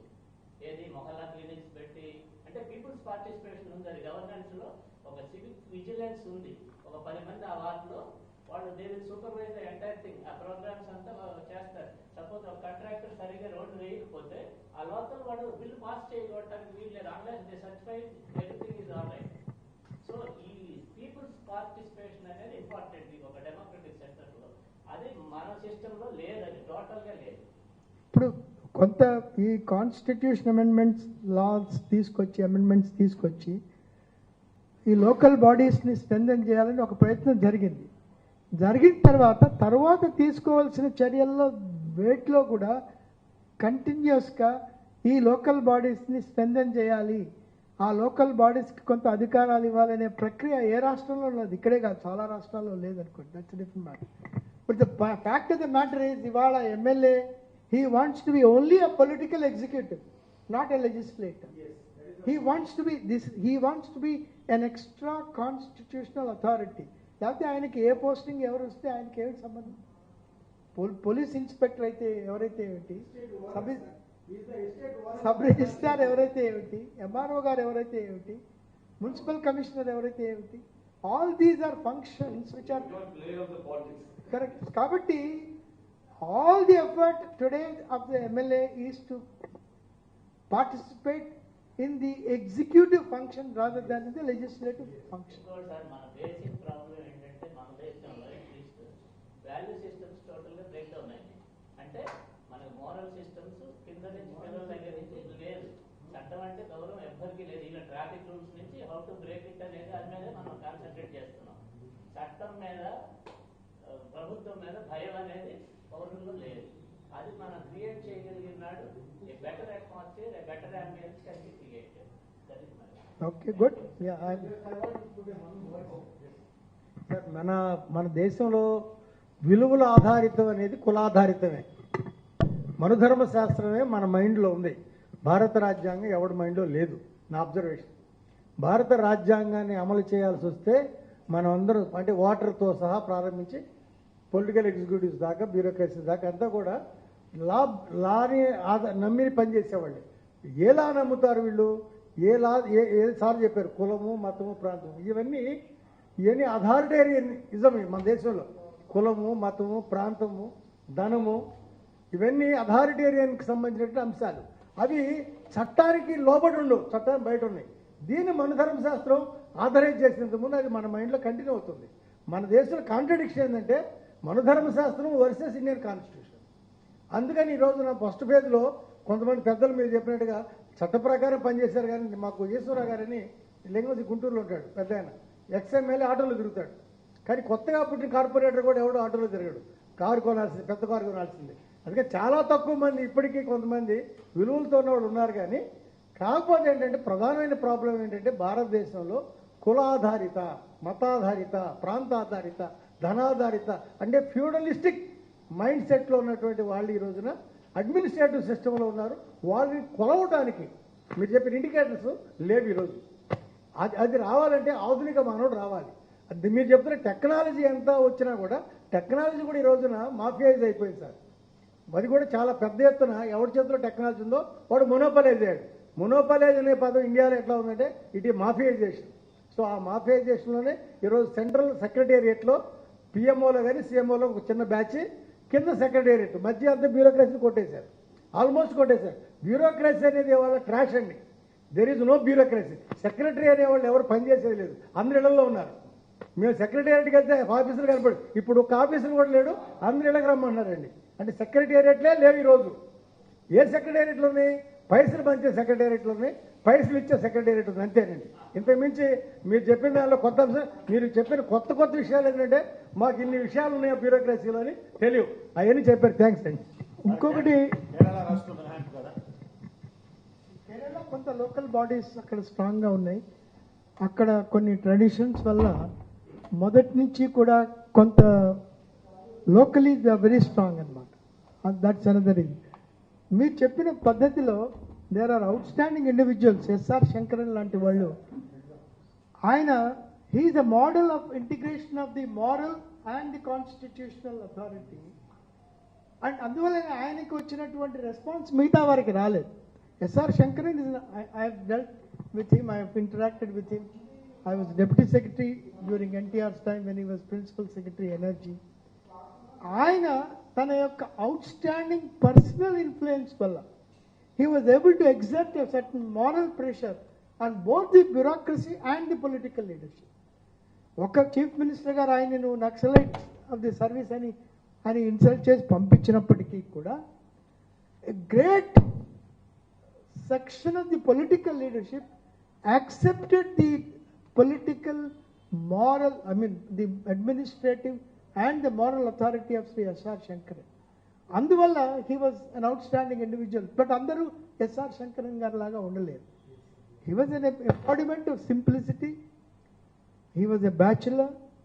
He spent 70 to 75% of his money, salary on poor people. He was a man who was totally simple, always looked at things from the other's perspective. ఇతరుల యొక్క పర్స్పెక్టివ్లో ఆయన ఎప్పుడు ఆలోచించడం జరిగింది. In fact mister Saibaba has set up a trust in favour of in the name of Sri S.R. Shankaran Memorial Trust అని, of which I am also founder trustee. ఒకటి రెండు కార్యక్రమాలు కూడా పిలిచి మేము ప్రొఫెసర్ హరగోపాల్ గారిని వారిని పిలిచి అప్పుడు చేయడం జరిగింది. బట్ అది ఎక్సెప్షనలీ అవుట్ స్టాండింగ్ ఇండివిజువల్స్, అటువంటి వాళ్ళు మనకి దొరకరు. S R Sankaran is a real solid example of the S he was a symbol of moral and administrative authority. In fact, he was able to ask Mr. Chenareddy, bonded labor abolition మీద మీరే చట్టం తీసుకొచ్చారు, how can you give instructions which are at variance with the act అనే ధైర్యం ఆయనకి ఆ రోజు ఉండేది. అందువల్ల ఆయనని ఇన్సల్ట్ చేశారనుకోండి, ఆయన వెళ్ళిపోయినారు, chief secretary of Tripura work చేశారు. హీ ఈజ్ రిమెంబర్డ్ టుడే, 30-40 సంవత్సరాల తర్వాత కూడా he's the only chief secretary who is remembered in Tripura ఈ రోజుకి కూడా. Because again he got a lot of support from mister Nripen Chakraborty who was the chief minister of Tripura. కాబట్టి అటువంటి political support కూడా అవసరం. అదర్వైజ్ ఈ వుడ్ ఇప్పుడు perhaps ఆయన ఒక రోజున he was about to submit his resignation from the job and then leave. ఆ స్టేజ్ నుంచి మళ్ళీ తిరిగి వచ్చి మన దగ్గర ఉండి he was able to bring about lot of changes including the SC component plan and all that. అటువంటి వాళ్ళు చాలా అరుదు. రెసిడెన్షియల్ ఇన్స్టిట్యూషన్స్ కూడా ఆయనే కారణం, ట్రైబల్ ఏరియాస్లో సింగిల్ లైన్ అడ్మినిస్ట్రేషన్కి కూడా ఆయనే కారణం. So these are the people correct, these are the role models for a lot of people like us in bureaucracy. అటువంటి వాళ్ళు ఉన్నారు. అదేవిధంగా యూబీ రాఘవేందర్ రావు గారు, మీలో బహుశా చాలామందికి ఆయన పేరు వినుండొచ్చు, యాక్సిడెంట్లో చనిపోయినారు. UB Raghavender Rao was secretary to CM. He was one man who was able to convince the then chief minister in a very pleasant manner, అయ్యా ఇది సమంజసం, ఇది సమంజసం కాదు. Rajamani garu, outstanding individual, again a very tall man, he was only 6 feet 4 inches tall. Mister Yugandhar Rajamani garu, in fact Rajamani and professor Galbraith were touring in Assam అనమాట. Galbraith was 6 feet 8 inches, Rajamani గారు 6 feet 4 inches. వీళ్ళిద్దరు వెళ్తుంటే చాలా చోట్ల బాత్రూమ్ తలుపుల్ని విరగొట్టాల్సిన అవసరం వచ్చిందనమాట. So these are outstanding individuals who really played a role మన స్టేట్ బ్యూరోక్రసీలో. Nagarjuna was also collector here, was collector Warangal. కాబట్టి అటువంటి వాళ్ళు కూడా ఉన్నారు. ఏవిఎస్ రెడ్డి గారు, ఏవిఎస్ రెడ్డి ఆయన కొంచెం తర్వాత ఈ ఫౌండ్ పొలిటికల్ పార్టీ, ఒక రాజకీయ పార్టీని కూడా పెట్టి భారతదేశం అనే పార్టీ పెట్టి ఆయన. But all the bureaucrats set up parties have failed, let me tell you. ఇక్కడ మిగతా రాష్ట్రాల్లో కూడా, అటు ఒరిస్సాలో ఇటు ఆంధ్రప్రదేశ్లో కూడా all of them miserably failed, which means that there is a big gap between the bureaucrat and the political accepted system. Yes, sir. Sir, మీకున్న హైయెస్ట్ సీనియర్ ఎక్స్పీరియన్స్ వలన అవగాహనలో మీకు 100% ఉంది, మాకు కొంత కల్పించారు. బట్ మనం చేయగలిగింది, ఇట్లాంటి నిస్వార్థులు సమాజంలో ఉన్నారు. వీళ్ళ ద్వారా లక్ష్మణ్ రెడ్డి గారు లాంటి వాళ్ళు లీడ్ తీసుకుని ఈ సమాజంలో ఉన్నటువంటి ఎన్జిఓస్ కానివ్వండి, లేకపోతే సమాజం కోసం చేసే వాళ్ళ ద్వారా ఏం చేస్తే short term, medium term, long term plan ఏదైనా మీరు సజెస్ట్ చేస్తే దాన్ని ఇంప్లిమెంట్ చేయడానికి ఇటువంటి వాళ్ళు తప్పకుండా ఇటువంటి గొప్ప వాళ్ళు ముందుకు వస్తారు సార్. Please suggest.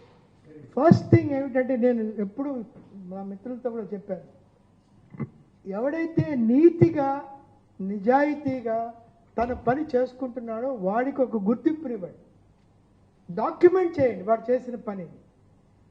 అనేక జిల్లాల్లో నాకు తెలుసు సెకండ్ లెవెల్లో కష్టపడి వాళ్ళ యొక్క వాల్యూ సిస్టమ్కి అనుగుణంగా పనిచేసి భంగపడ్డ వాళ్ళ, పోస్టింగ్స్ మారిన వాళ్ళ, సస్పెండ్ అయిన వాళ్ళ, వాటిని క్రోడీకరించడం, వాళ్ళని అప్పుడప్పుడు తీసుకొచ్చి అయ్యా వీరు ఈ పని చేశారని నలుగురికి తెలియజేయటం, that is the recognition.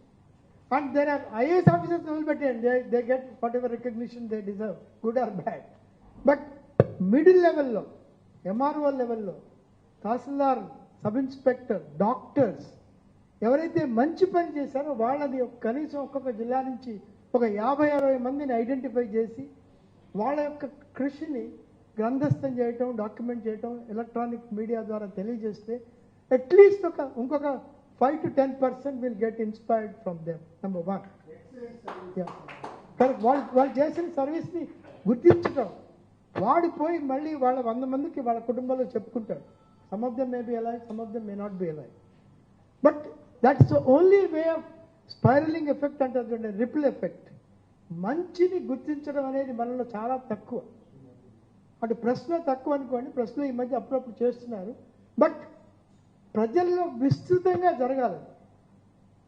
The only way you can combat the negativity is to bring up the positive aspects of those who work hard. అటువంటి వాళ్ళ గుర్తింపు చేయటం. రెండవది, మనకి ఎప్పుడైనా కూడా ఏదైనా సందర్భంలో అటువంటి వాళ్ళు తటస్థపడితే, వాళ్ళు ఏదైనా ఒత్తిడికి గురైతే వాళ్ళకి వ్యక్తిగతంగా ఏ విధంగా సహాయం చేయాలి. ఫర్ ఇన్స్టెన్స్, నాకు తెలుసు కర్ణాటకలో వాసుదేవన్ అనే ఒక ఆయన, he was jailed for no fault of his. He was imprisoned for 1 month. He was municipal administration secretary. ఆయనకి ఆయన సుప్రీంకోర్టు జడ్జిమెంట్ ప్రకారం ఆయన జైల్లో వేస్తే, ఆ రోజున బాలసుబ్రహ్మణ్యం అనే ఒక ఐఏఎస్ ఆఫీసరు, మిగిలిన కొంతమంది విధానసౌధ ముందర మేము పొద్దున్నుంచి సాయంత్రం దాకా ఆయనకి సాలిడారిటీలో కూర్చుంటామంటే, ప్రొటెస్ట్గా ఆయనకి ఇన్ సపోర్ట్ ఆఫ్ హిమ్. ఆ బాలసుబ్రహ్మణ్యంతో పాటు వచ్చిన వాళ్ళ సంఖ్య 10-15కి మించలేదు, ఐఏఎస్ ఆఫీసర్స్. అంటే ఏమిటి? ఆ రోజున they were not willing to lend support to him because they may be overlooked in service if they go against అని. That's 1 point. ఆ రోజున Devaraj Urs was the chief minister. ఆయన పుస్తకంలో రాస్తారు Balasubrahmanyam garu. Devaraj Urs was the chief minister. He went to Delhi, stayed for 1 week and filed a petition asking the Supreme Court to reconsider. So it was a political master who came to the support of this very outstanding individual by name Mr. Vasudev. Another person who was jailed for being very honest was Mr. Gupta. UP lo ఆయన chief secretary level officer, coal సెక్రటరీగా ఉన్నప్పుడు ఆయన మీద అనవసరంగా అభాండాలు వేసి ఆయన్ని jail చేశారు. ఆయన దగ్గర డబ్బు కూడా లేదు టు డిఫెండ్. సో అటువంటి వాళ్ళు ఎప్పుడైనా మీకు ఎదురైనప్పుడు try to provide them some support. So these are the ways by means of which you recognise what is positive, what is genuine. అటువంటి వాళ్ళకి ఇచ్చే సపోర్ట్ ద్వారా సమాజంలో మీరు you are giving a signal saying that you mean well. There are people who are willing to come to your rescue if you face a problem అనే ఒక clear మెసేజ్ని మీరు ఇవ్వగలుగుతారు. ఈరోజు January 1, 2024 నాదొక రిక్వెస్ట్ అండి. ఇక్కడ ఉన్న వారు చాలా గ్రేట్ సజెషన్ ఇచ్చారు. మనందరం దాన్ని మీరు సపోర్ట్ చేసి ముందుకు తీసుకెళ్లేలాగా మానవతా స్వచ్ఛంద సంస్థ గుంటూరులో ఉన్నటువంటి మంచి అధికారుల్ని, నెలకొక్కళ్ళని, ఫస్ట్ ఫేజ్లో నెలకొక్కళ్ళని 12 మంది లేరా మనకు సంవత్సరంలో, నెలకొక్కళ్ళని మానవతా సంస్థ తరఫున మనందరం సన్మానం చేద్దామండి. వారు చెప్పిన రిజల్ట్ డెఫినెట్గా స్టార్ట్ అవుతుంది. కాబట్టి మీడియం టర్మ్లో ఏమేం చేద్దాం, లాంగ్ టర్మ్లో ఏం చేద్దాం అనేది కూడా వారి ద్వారా ఇటువంటి మహోన్నతుల దగ్గరికి మనం అడ్వైజర్స్ తీసుకుంది. ఈ ఫస్ట్ అనుకుంటున్నటువంటి ఈ యాక్షన్ని ఫస్ట్ మంత్ నుంచే స్టార్ట్ చేద్దామని మీ అందరి సహకారం కావాలని. Thank you. ఏంటంటే వెరిఫై చేసినప్పుడు 2-3 సోర్సెస్ నుంచి వెరిఫై చేయండి ఆ మనిషి యొక్క functioning, so that it's full proof. Sir, I found one excellent woman who is in service for the last 2 decades in AP government services. She selected for MPDO in Guntur. Her name is Shyamala Devi. She is living in our area for the last 15 years. Her children also studied in my school. His father was retired service in defense of some army, I think. His sons also very sincere people working as an advocate in business.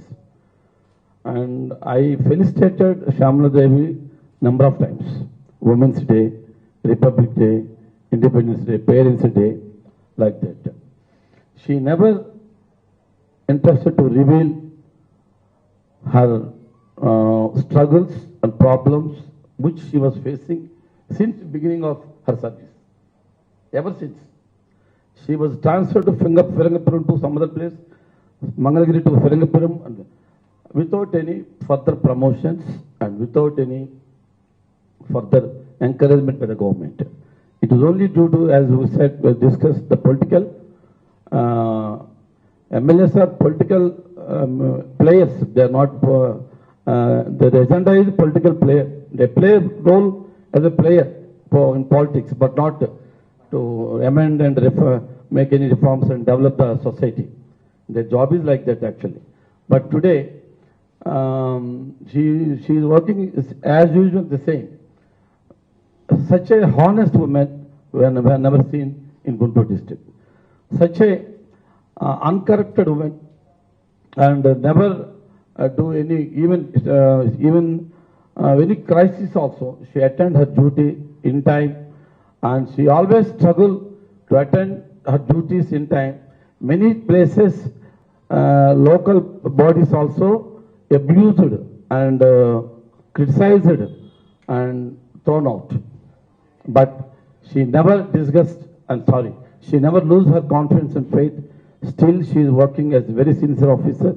I would like to recommend such a lady to start with her if she is willing, because I will contact her because she knows me. Her daughter is studying MBBS in another college, and I know personally that lady. Thank you. I would like to mention here the example of one section officer long back. Sundar Rao ani Andhra Pradesh Secretariat lo, he was section officer in Industries Department. ఆ కాలంలో ఈ దాదాపు 30 సంవత్సరాల కిందట 30 సంవత్సరాల ముందర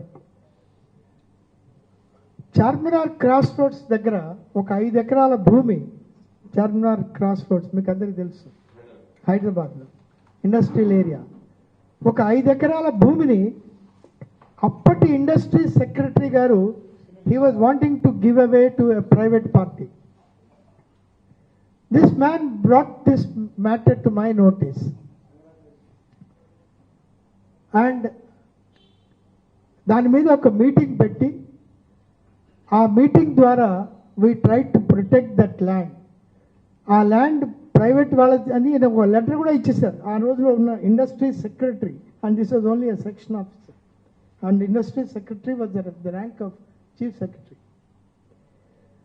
నేను ఎందుకు చెప్తున్నానంటే ఈ సుందర్రావు అనే అతను contribution it has gone unrecognised. తర్వాత నా ఫ్రెండ్ ఎవరో ఒక ఆయన తన బయోగ్రఫీ రాస్తున్నప్పుడు I mention the name of this person and his contribution and how it help the government to save that 5 acres of very valuable land in the heart of the city. కాబట్టి ఇటువంటి examples చాలా ఉంటాయి. ఇటువంటి వాళ్ళని అందరినీ గుర్తించి మనం వాళ్ళని ఎక్కడో చోట గ్రంథస్థం చేయటం, డాక్యుమెంట్ చేయటం చాలా important. That's what I personally recommend. Sir, సమర్థవంతమైన బ్యూరోక్రాట్ తయారడానికి ఎడ్యుకేషన్ విధానంలో మార్పు రావాలంటారా, లేదా సమాజంలో మార్పు రావాలంటారా, నీతికి సంబంధించిన సబ్జెక్ట్ ఏమైనా పెట్టాలంటారా? ఎడ్యుకేషన్లో ఇప్పుడు ప్రతి వారం ఒక class 8th class 7th class వాళ్ళకి కొంత మోరల్స్ కూడా చెప్తున్నారని విన్నాను నేను కొన్ని సందర్భాల్లో. ఎడ్యుకేషన్లో ముఖ్యమైన మార్పు టీచర్ ద్వారా వస్తుంది. A teacher is a living example for a student. నేను ఎన్ని మాటలు చెప్పినా if I fail in my life as a teacher in sowing the compassion, in sowing learning, in updating my knowledge. నేను ఇన్ఫ్యాక్ట్ లాస్ట్ 2 yearsగా దాదాపు ఒక 40-50 కళాశాలలు చూశాను. In my own individual capacity, తెలంగాణలో, ఆంధ్రాలో ఈ 40-50 కళాశాలల్లో, డిగ్రీ కళాశాలలు ఎక్కువగా, జూనియర్ కళాశాలలు కూడా హిందూ పేపర్ చదువుతున్న టీచరే లేడు. There is not one teacher who was lecturer who was subscribing to the Hindu paper. మరి ఇటువంటి వాళ్ళ ద్వారా సమాజంలో మార్పులు రావాలంటే ఏ విధంగా వస్తాయి? there is nothing that is possible. అందువల్ల నేను కమిషనర్ గారికి చెప్పాను, కమిషనర్ ఇంటర్మీడియట్ ఎడ్యుకేషన్ ఇక్కడ, అయ్యా మీరు ఈ ఎడిషన్ ఆఫ్ హిందూ ఉంది, ఈ edition of Hindu will cost you 1200 rupees per year, electronic edition. ఆ ఈ ఎడిషన్ని సబ్స్క్రైబ్ చేసి, ఆ సబ్స్క్రైబ్ చేసిన తర్వాత ఒక స్క్రీన్ మీద దాన్ని డిస్ప్లే చేసి, రోజుకి ఒక్కొక్క క్లాస్కి కనీసం ఒక అరగంట, మరి వారానికి 2-3 గంటలు దాని మీద ఏ విధంగా చదవాలో చెబితే పిల్లల యొక్క పరిజ్ఞానం పెరుగుతుందని చెప్పడం జరిగింది. So it is these processes which enable the teacher to play role. Ethics లేక కాదు, టీచర్ యొక్క రోల్, తన యొక్క స్టూడెంట్ని, ఇప్పుడు రెసిడెన్షియల్ స్కూల్స్లో why are they doing better?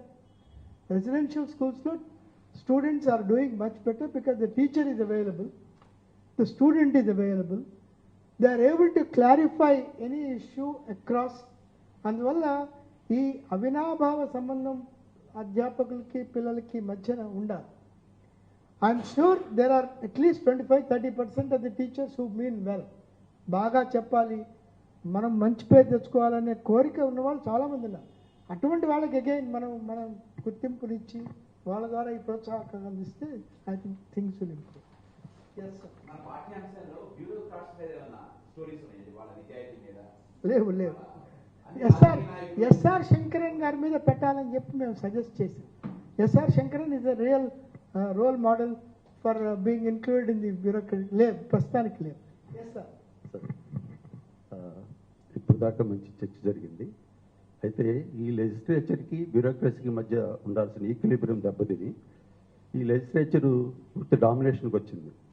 అయితే ఈ బ్యూరోక్రసీ దాదాపు జీరో అనే పరిస్థితికి వచ్చిన సందర్భంలో మీరు ఒక మాట చెప్పారు, అందరం అనుకునేది పౌర సమాజం దీన్ని ప్రశ్నించాల్సిన దశ ఉంది. అయితే పౌర సమాజం ప్రశ్నిస్తుంటే, ఎవరైనా వ్యక్తులు ప్రశ్నిస్తుంటే, ఇవాళ జరుగుతున్న పరిస్థితులను చూసాం, వాడిని తీసుకెళ్ళి ఏం చేస్తారో తెలియదు, వాడి ఇంటికి వస్తాడో రాలో తెలియని విధంగా జరుగుతూ ఉంది కదా. దీన్ని అడ్డుకోవడానికి, ప్రశ్నించేవాడికి రెస్క్యూ రావడానికి ఈ మధ్య సార్ వాళ్ళు కూడా ఏదో పెట్టారు ఒక సంస్థ, నేను కూడా చూస్తున్నాను. అయితే అది లీగల్గా జరిగితే వీడు ప్రశ్నించినోడు ఏమైపోతాడో అది జరిగే వరకు ఆ దశ మనం చూడలేకపోతాం. అయితే నేను చిన్న ఎగ్జాంపుల్ చెప్తాను. మీరు కమిషనర్గా ఉన్నప్పుడే నేను చేబ్రోల్ కాలేజీలో కెమిస్ట్రీ లెక్చరర్ పనిచేస్తున్నాను. మీకు కూడా గుర్తుండబోదు, చాలా కాలం, 2007 ప్రాంతం. ఫిజిక్స్ లెక్చరర్ ఒక ఆయన, మేమిద్దరం ఆ నైట్ స్టడీ అవర్ పెట్టి, అప్పుడు జూనియర్ కాలేజ్ 70 మెంబర్స్ స్ట్రెంగ్త్ ఉంది, ఫస్ట్ ఇయర్ సెకండ్ ఇయర్ కలిపి 70 ఉంది. మేము నైట్ ఒక పల్లెలో, అక్కడే చేబ్రోల్ పక్కన రెడ్డిపాలెం అనే ఒక మాలపల్లిలో ఒక ఎలిమెంటరీ స్కూల్లో, దానికి కరెంటు కూడా లేదు, నేనే ఒక 400 పెట్టి ఒక ఇంట్లోంచి కరెంటు తీసి చేయించాం. 6:30 to 9:30 స్టడీ అవర్ పెట్టాం. ఒక 30-35 మంది పిల్లలు ఆ పల్లెలో పిల్లలు వచ్చేవాళ్ళు. ఇట్లా ఒక 2-3 నెలలు జరుగుతున్న క్రమంలో మా మీద మా స్టాఫ్, మా అసోసియేషన్ వాళ్ళే రిపోర్ట్లు పెట్టారు. వీళ్ళు పల్లెల్లో పోయి మాదిగలు రెచ్చగొడుతున్నారు, ఇట్లా చేస్తున్నారు, వీళ్ళు లేదు నక్సలైట్లు పాఠాలు చెప్తున్నారు, రెచ్చగొట్టారు. అది చాలా ప్లేయర్పై మా అసోసియేషన్ వాళ్ళే పిల్లల నుంచి ఒత్తిడి వచ్చింది, మా దగ్గర కూడా పెట్టండి, మాకు కూడా స్టడీ అవర్స్ పెట్టండి అని పిల్లలు జిల్లా మొత్తం ఒత్తిడి వచ్చింది. వాళ్ళు పోయి చెప్పారు, ఎట్లా అనగానే మా మీద కంప్లైంట్స్ పెట్టారు. అప్పుడు మీ దృష్టి కూడా వస్తే ఆర్జేడీ గారిని పంపించారు.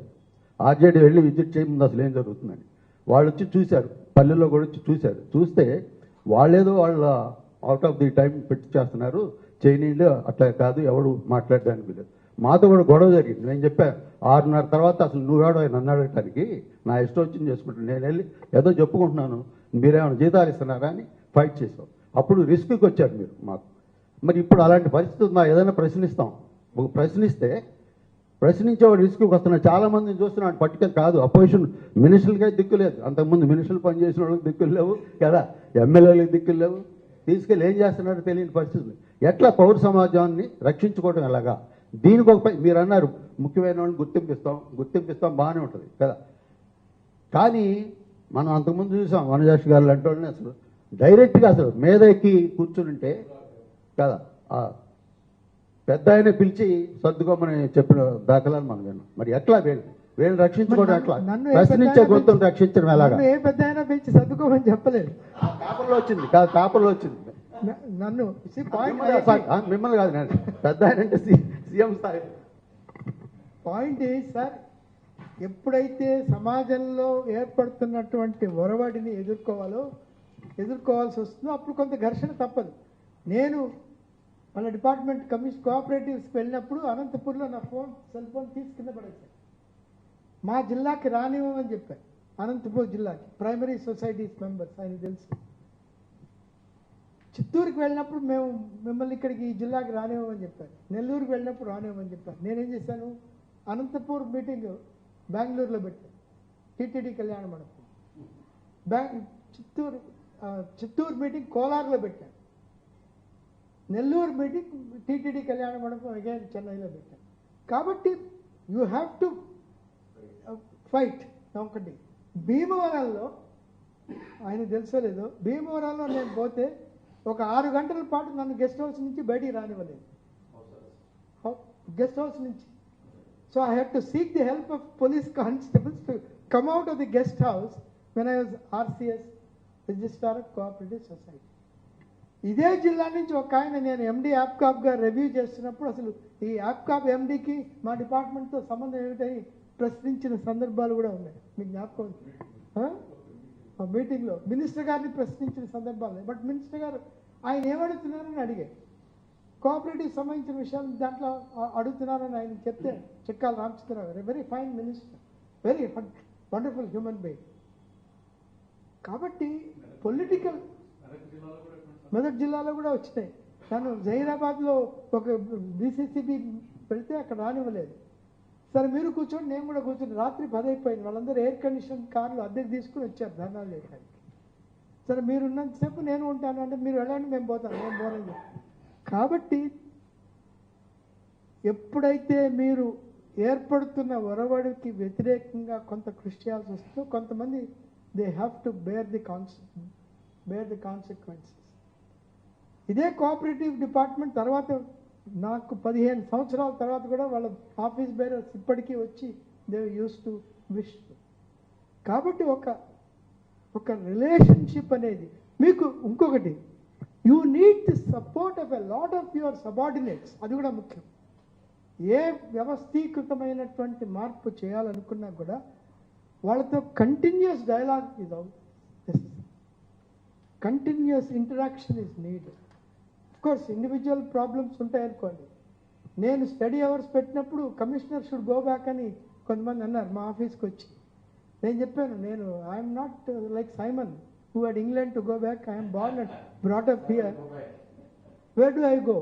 కాబట్టి ఈ ఘర్షణ అనేది తప్పు కొన్నాళ్ల పాటు. బట్ ఎప్పుడైతే వాళ్ళు మీ నిజాయితీని మీ నిబద్ధతని గమనిస్తారో, a major portion of the junior lecturers were in support of a number of steps that we started. వాళ్ళు చాలా కృషి చేసి మీరు చెప్పిన స్టడీ అవర్స్ కానీ ఈ రాష్ట్రంలో ఆ రోజుల్లో వాళ్ళంతట వాళ్ళు కృషి చేసి ఒక 70-80 కళాశాలల్లో మిడ్ డే మీల్స్ పెట్టడం జరిగిందన్నమాట. It was a major turning point in intermediate education. కాబట్టి these are all the probably very positive signs. మంచి ఉంటుంది, మంచితో పాటు కొంత చెడు కూడా ఉంటుంది, తప్పదు. అందరికీ నమస్కారం. గౌరవనీయులు మల్లంరెడ్డి లక్ష్మణ్ రెడ్డి గారి జనసేన వేదిక రాష్ట్ర అధ్యక్షులు గారి ఆధ్వర్యంలో బ్యూరోక్రసీ నాడు నేడు అనే అంశం పైన గౌరవనీయులు పెద్దలు సీనియర్ IAS అధికారిగా పనిచేస్తూ ఎంతో మంచి పేరు ప్రఖ్యాతలు గడించినటువంటి డి చక్రపాణి గారితో ముఖాముఖి కార్యక్రమం ఏర్పాటు చేయడం అభినందనీయం. ఈ కార్యక్రమానికి విచ్చేసినటువంటి గుంటూరు నగర పుర ప్రముఖులందరికీ నా హృదయపూర్వక నమస్కారాలు, నూతన సంవత్సర శుభాకాంక్షలు తెలియజేసుకుంటున్నాను. ముఖ్యంగా ఈ రోజున ఇంత మంచి కార్యక్రమం ఏర్పాటు చేసి మనందరికీ జ్ఞానోదయం కొంత ఇన్ఫర్మేషన్ ఇచ్చిన చక్రపాణి గారికి ప్రత్యేకమైన ధన్యవాదాలు సార్. ప్రధానంగా కాలాతీతమైంది కాబట్టి రెండు విషయాలు తమరికి తమరి నుంచి కోరుకుంటాను సార్. ఒకటి, 1994 సంవత్సరం ఏప్రిల్ 20వ తారీఖున భారత రాష్ట్రపతి శంకర్ దయాళ్ శర్మ గారు కేంద్ర ప్రభుత్వం భారత పార్లమెంట్లో చట్టం చేయడం జరిగింది. ఆ చట్ట ప్రకారం గ్రామ పంచాయతీలకు భారతదేశ వ్యాప్తంగా ఉన్న 29 రాష్ట్రాల్లో 29 అంశాలని 73, 74 రాజ్యాంగ సవరణల ద్వారా బదిలీ చేయడం జరిగింది. 29 అంశాలు సంపూర్ణంగా అమలు పరిచినట్లయితే గ్రామ పంచాయతీలు అంటే గ్రామంలో ఉన్న ప్రజలే ప్రధానంగా ఆ బెనిఫిట్ ని పొందుతారు. అట్లానే దేశవ్యాప్తంగా కూడా గ్రామాలు బాగుంటే పట్టణాలు, నగరాలు, సిటీలు బాగుంటాయి అనే దృక్పథంతో 29 అంశాలను బదిలీ చేయడం జరిగింది రాజ్యాంగ సవరణ ద్వారా. ఆ సవరణ ప్రకారం ఈ రోజు వరకు కూడా కేరళ అగ్రస్థానంలో అన్ని అంశాలను అమలు పరుస్తూ ముందుకెళ్తూ ఉన్నది సార్. అట్లానే వెస్ట్ బెంగాల్, కర్ణాటకలో కొన్ని అంశాలు, దయూదామన్ కొన్ని అంశాల్లో ముందుకెళ్తూ ఉంది. మిగతా రాష్ట్రాలు అట్టడుగున ఉన్నాయి సార్. అసలు వాటి గురించి కేంద్ర ప్రభుత్వం కానీ, కేంద్ర కేబినెట్ సెక్రటరీ కానీ, కేంద్ర పంచాయతీరాజ్ శాఖ కార్యదర్శులు కానీ వారి విధులేంటి, వారు చేస్తున్న కార్యక్రమాలేంటి? ఒక బ్యూరోక్రసీగా ఉంటూ ఒక చట్టం, ఒక గ్రామీణ ప్రాంతాల్లో ఇంత ఇంపార్టెంట్ అయిన ఇష్యూస్ ని చట్టం చేసి 33 సంవత్సరాలు అయిందే, అసలు ఎంతవరకు జరుగుతున్నాయని రివ్యూ చేసిన పరిస్థితులు కూడా లేని దౌర్భాగ్యకర పరిస్థితుల్లో బ్యూరోక్రసీ ఉందంటే ఇంతకంటే దౌర్భాగ్యం భారతదేశంలో ఏమైనా ఉన్నదా? అదొక విషయం సార్.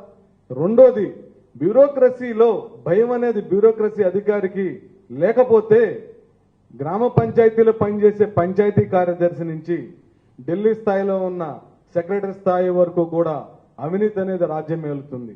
వారి మీద నియంత్రణ ఎవరికి ఉంది? దేశంలో అత్యున్నతమైనటువంటి సెంట్రల్ విజిలెన్స్ కమిషన్ కానివ్వండి, రాష్ట్రంలో ఉన్నటువంటి విజిలెన్స్ కమిషన్లు కానివ్వండి, సెంట్రల్ బ్యూరో ఆఫ్ ఇన్వెస్టిగేషన్స్ కానివ్వండి. గతంలో రామచంద్ర సమాల్ గారి టైంలో కూడా కొంతమంది ఐఏఎస్ అధికారులు, ఐపీఎస్, ఐఎఫ్ఎస్ల మీద ఒక నివేదికని రాష్ట్ర ప్రభుత్వానికి ఇవ్వడం జరిగింది. వాటి మీద దుమారం ఆ రోజునే లెగిచింది. ఈ రోజు వరకు కూడా వాటి మీద చర్యలు లేవు. ఏ చర్యలు లేకుండా, ఏది లేకుండా బ్యూరోక్రసీ ఉంటే బ్యూరోక్రసీ అధికారికి ఏ విధంగా భయం ఉంటుంది? ఏ విధంగా ఇంకా వ్యవస్థ ముందుకెళ్తుంది? ఇవాళ ఎంఆర్ఓ ఆఫీసులో ఎంఆర్ఓ గారో లేదా గ్రామ విఆర్ఓనో డబ్బులు లంచాలు లేని పని చేయట్లేదంటే ఉన్నతాధికారులే వాటి మీద చర్యలు లేకపోతే, వారి అవినీతిని ప్రోత్సహిస్తుంటే గ్రామ పంచాయతీ నుంచి, ఎంఆర్ఓ ఆఫీసుల నుంచి కలెక్టర్ ఆఫీసుల్లో పట్టించుకునే నాదుడు ఎవరు ఉంటారు సార్? ఈ వ్యవస్థను ఎవరు ముందుకు తీసుకెళ్తారు? సింపుల్ గా చెప్పవలసిందిగా తమకు విజ్ఞప్తి చేస్తున్నాను. వ్యవస్థని ముందుకు తీసుకువెళ్ళవలసిన బాధ్యత వ్యవస్థని నిర్వహిస్తున్న వాళ్ళ మీద ఉంటుంది. అటు రాజకీయ నాయకులు కానీ, ఇటు బ్యూరోక్రాట్స్ కానీ. మనం ఇన్నాడి నుంచి చర్చిస్తున్న అంశం ఈ రెండిటి మధ్యన ఈ అవగాహన పోయి in the face of a greed of both, not only politician but also bureaucrat and to some extent the technocrat and the people. ప్రజల్లో కూడా నేను ఇందాకే చెప్పాను, 60 to 70% of the people నా పని జరిగిపోతే చాలు, మిగతా వాళ్ళకి నాకు సంబంధించి రూల్స్ పనికిరావు, మిగతా వాళ్ళకి సంబంధించి మీరు ఏదైనా రూల్స్ పెట్టుకోండి అనే ఒక యాటిట్యూడ్తో ఉన్నప్పుడు, ఒక ప్రిన్సిపల్ స్టాండ్ తీసుకున్నప్పుడు జరగదు. కొన్ని సందర్భాలు అందుకనే కొంచెం మంచి అధికారులు మార్చినప్పుడు అక్కడక్కడ కొంత డిస్టర్బెన్సెస్ కూడా జరుగుతాయి. In fact when I was transferred there was some persistence ఉంటుంది. కానీ ఎవరైతే వ్యవస్థని నిర్వహిస్తున్నారో వాళ్ళ మీద బాధ్యత ఉంది. అన్ఫార్చునేట్గా ఇవాళ ఎమ్మెల్యే అనే వ్యక్తి తను డబ్బు ఖర్చు పెట్టడం తప్పదు కాబట్టి ఆ డబ్బు ఖర్చు పెట్టడాన్ని ఒక లాజిక్గా తీసుకుని తిరిగి రికవరీ కోసం ప్రయత్నం చేయడం జరుగుతుంది వేరియస్ ప్రాసెసెస్ ద్వారా. అది చట్టం చేస్తే మీకు డబ్బు రాదు, ఎగ్జిక్యూషన్లో ఇంటర్ఫియర్ అయితేనే డబ్బులు వస్తాయి. ఎక్కడి నుంచి వస్తాయి? That's where is the contradiction. నేను అందుకనే సమూలంగా మీ ఎలక్ట్రల్ ప్రాసెస్ని సింప్లిఫై చేయకుండా, క్యాన్వసింగ్ని బ్యాన్ చేయకుండా, ఎలక్ట్రానిక్ ప్రింట్ మీడియాని వాడుకోకుండా ఈ ఓటింగ్ని ఎంకరేజ్ చేయకుండా మీరు చేసినంత కాలం ఇది తప్పదు. ఒక మీటింగ్ పెట్టాలంటే ఆ మీటింగ్కి ఒక 2 లక్షల మందినో 1 లక్ష మందినో పోగు చేయాలి.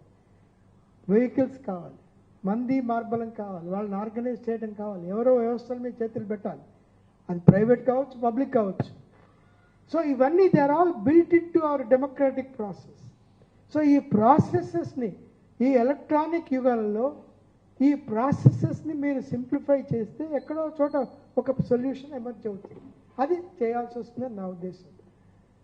ఇవాళ ఈ అధికారంలో ఉన్నాం కాబట్టి అటు బ్యూరోక్రాట్ కానీ ఇటు పొలిటీషియన్ కానీ he would not like to part with power.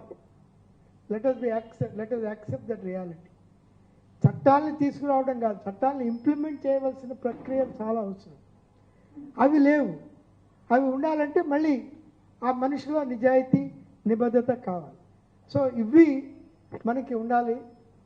Let us hope that the youngsters, నేను అందుకనే చెప్పాను, పిల్లల్లో ఒక చైతన్యం, యంగ్స్టర్స్లో ఒక చైతన్యం, వాళ్ళల్లో ఫ్యూచర్ని గురించిన ఒక హోప్ ఉండాలి, వ్యవస్థల గురించిన నమ్మకం ఉండాలి.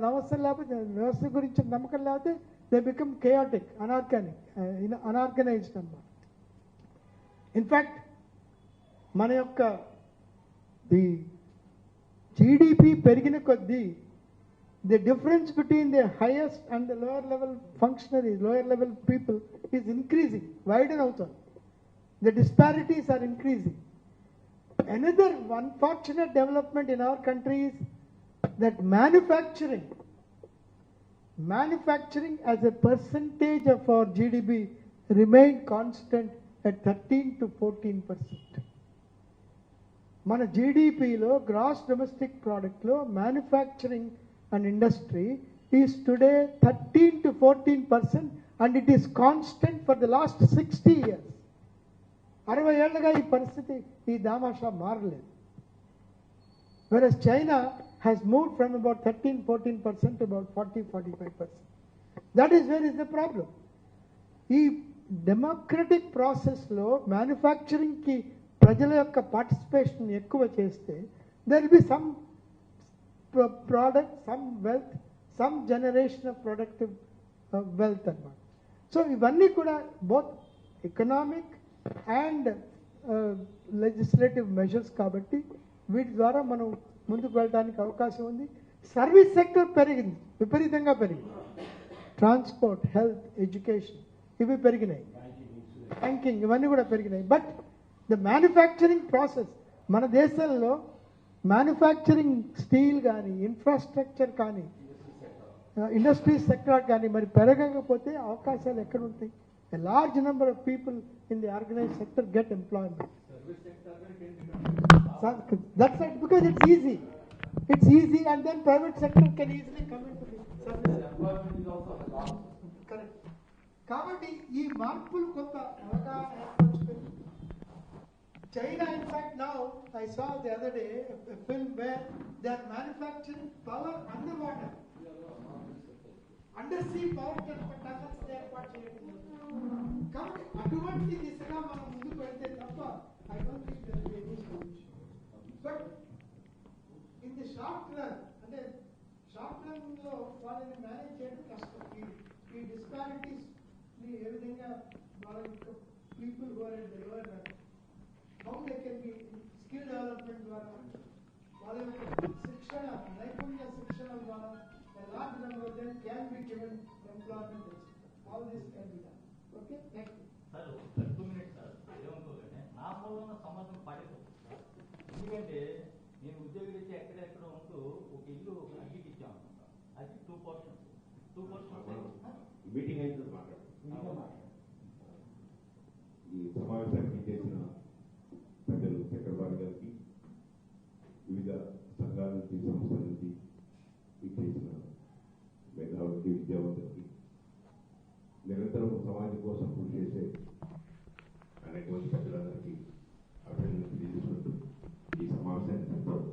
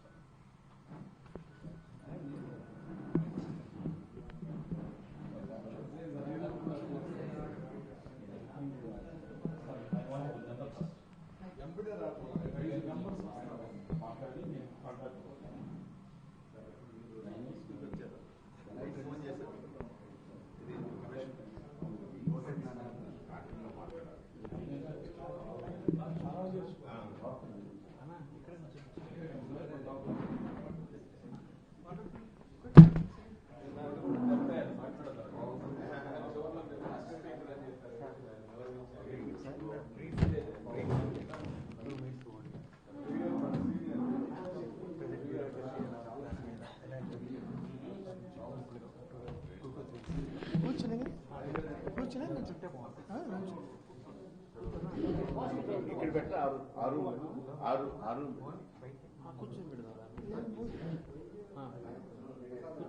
కూర్చోవాలా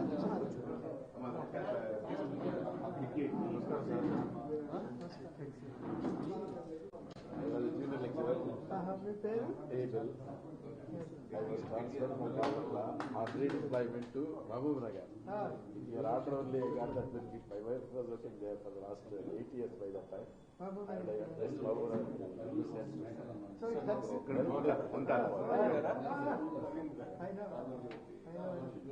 మీరు హైదరాబాద్ లో ఇక్కడికి మారిపోయారు. సేమ్ డివిజన్ తర్వాత విజయవాడ వచ్చాను, తర్వాత రిజైన్ చేశాను. ఇప్పుడు ఎక్కడ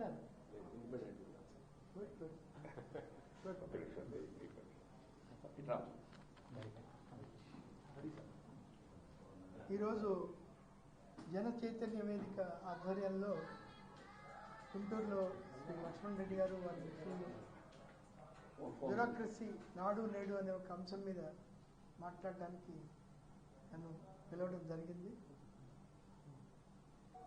దేశవ్యాప్తంగా కొంత బ్యూరోక్రసీలో విలువలు కానీ రెసిస్టెన్స్ కానీ తగ్గిపోతున్నాయనే ఒక ధ్వని అక్కడక్కడ వినిపిస్తుంది.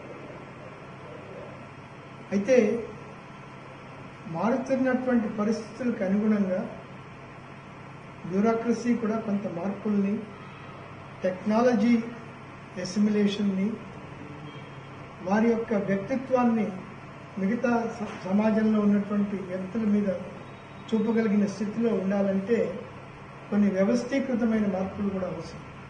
వారికి ఇచ్చే శిక్షణ, వారికి ఇచ్చే ఓరియంటేషన్, తర్వాత రాజ్యాంగబద్ధమైనటువంటి అవకాశాలను వారికి ఇచ్చారు కాబట్టి, చట్టపరమైనటువంటి వారికి ఒక ప్రొటెక్షన్ ఉంది కాబట్టి దాన్ని పూర్తిగా వారు వినియోగం చేసుకోవాల్సిన అవసరం కూడా ఉంది.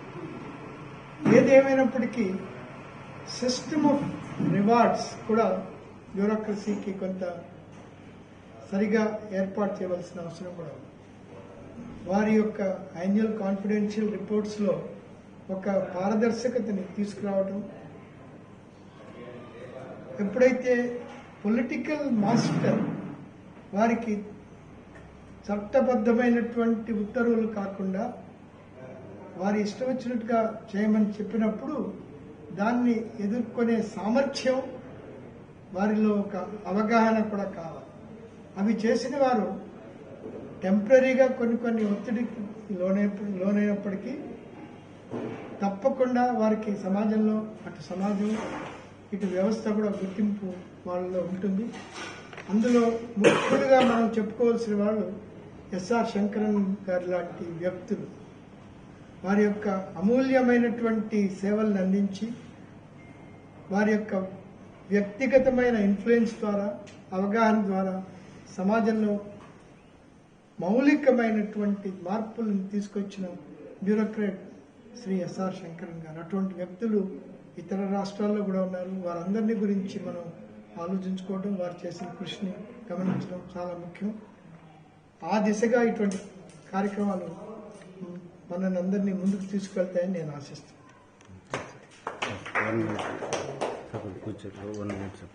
అంటే మీడియా అందరికి ఇచ్చేస్తాను. అది ఈటీవీ మీడియా అందరికి ఇదే ఇస్తాను. మీడియా మీరు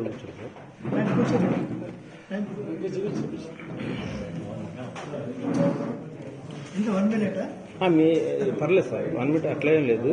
సబ్జెక్టు దీని గురించి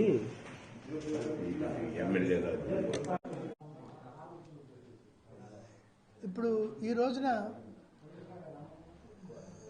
గుంటూరు జన చైతన్య వేదిక వారు బ్యూరోక్రసీ నాడు నేడు అనే అంశంపై ఒక చర్చని ఏర్పాటు చేయడం జరిగింది. అందులో పాల్గొనే అవకాశం నాకు వచ్చింది. గత 40 సంవత్సరాలుగా 45 సంవత్సరాలుగా నేను గమనించింది ఏమిటంటే వ్యవస్థల్లో కొంత నిబద్ధత సడలింది. అటు రాజకీయ వ్యవస్థలో ఇటు అడ్మినిస్ట్రేటివ్ స్ట్రక్చర్స్లో కూడా ఈ సడలటం అనేది ప్రజల మీద కొంత ఇంపాక్ట్ కలిగిస్తున్న మాట వాస్తవం. ఒకప్పుడు ఏదైనా ముఖ్యమైన ఎంక్వైరీ వేయాలనుకున్నప్పుడు ఐఏఎస్ ఆఫీసర్ని మనం వేస్తే దాంట్లో కొంత నిబద్ధత, ఆ ఎంక్వైరీలో నీతి నిజాయితీ ఏర్పడతాయని అనుకునేవారు. ఇప్పుడు ఆ స్థితి లేదు. ఇది గమనించాల్సిన విషయం, అటు బ్యూరోక్రాట్స్ కానీ ఇటు పొలిటికల్ లీడర్స్ కానీ. అంతేకాకుండా ఎమ్మెల్యే వ్యవస్థ అనేది కొంత అన్ని రకాలైనటువంటి చట్టబద్ధమైనటువంటి పరిధుల్ని దాటి అడ్మినిస్ట్రేషన్లో జోక్యం చేసుకుంటున్నటువంటి దాఖలాలు మనం అనేకం చూస్తున్నాం. పోస్టింగ్స్ దగ్గర నుంచి లోకల్ డిస్ప్యూట్స్ రెజల్యూషన్స్లో మిగతా అనేకమైనటువంటి కార్యక్రమాలు ఈ అనవసరమైనటువంటి జోక్యాన్ని, ఎమ్మెల్యేల యొక్క జోక్యాన్ని అటు లోకల్ బాడీస్లో కానీ మిగిలిన గవర్నెన్స్లో కానీ తగ్గించాల్సిన అవసరం కూడా ఉంది. మూడవది, మనం ఎంట్రీ లెవెల్లో బ్యూరోక్రసీని ఎంట్రీ లెవెల్లో ఇప్పుడు బేరీజ్ వేస్తున్నది వారి యొక్క ఇంటలెక్చువల్ ఎబిలిటీస్ని కానీ వారి యొక్క ఆర్టికులేషన్ కానీ. సమాజం యొక్క వారి బాధ్యతని గుర్తెరిగి సమాజంలో వారు చేయవలసిన కృషిని గుర్తెరిగే ప్రక్రియలు లేవు. అది కూడా ఒకటి చేయవలసిన అవసరం ఉంది. తర్వాత there is a need for a healthy balance between judiciary, legislature and bureaucracy. ఈ దిశగా సాంకేతికపరమైనటువంటి టెక్నాలజీ ఇన్ఫ్యూషన్ని కూడా అడ్మినిస్ట్రేషన్లో ఇంకా తీసుకురావాల్సిన అవసరం ఉంది. లోకల్ బాడీస్ని ఇంకా మనం స్ట్రెంథెన్ చేస్తే అక్కడ కూడా వారికి కొంత వెసులుబాటు ఏర్పడుతుంది. ఇవన్నిటిని కూడా దృష్టిలో ఉంచుకోవాలని ఈ రోజున చర్చించుకోవడం జరిగింది.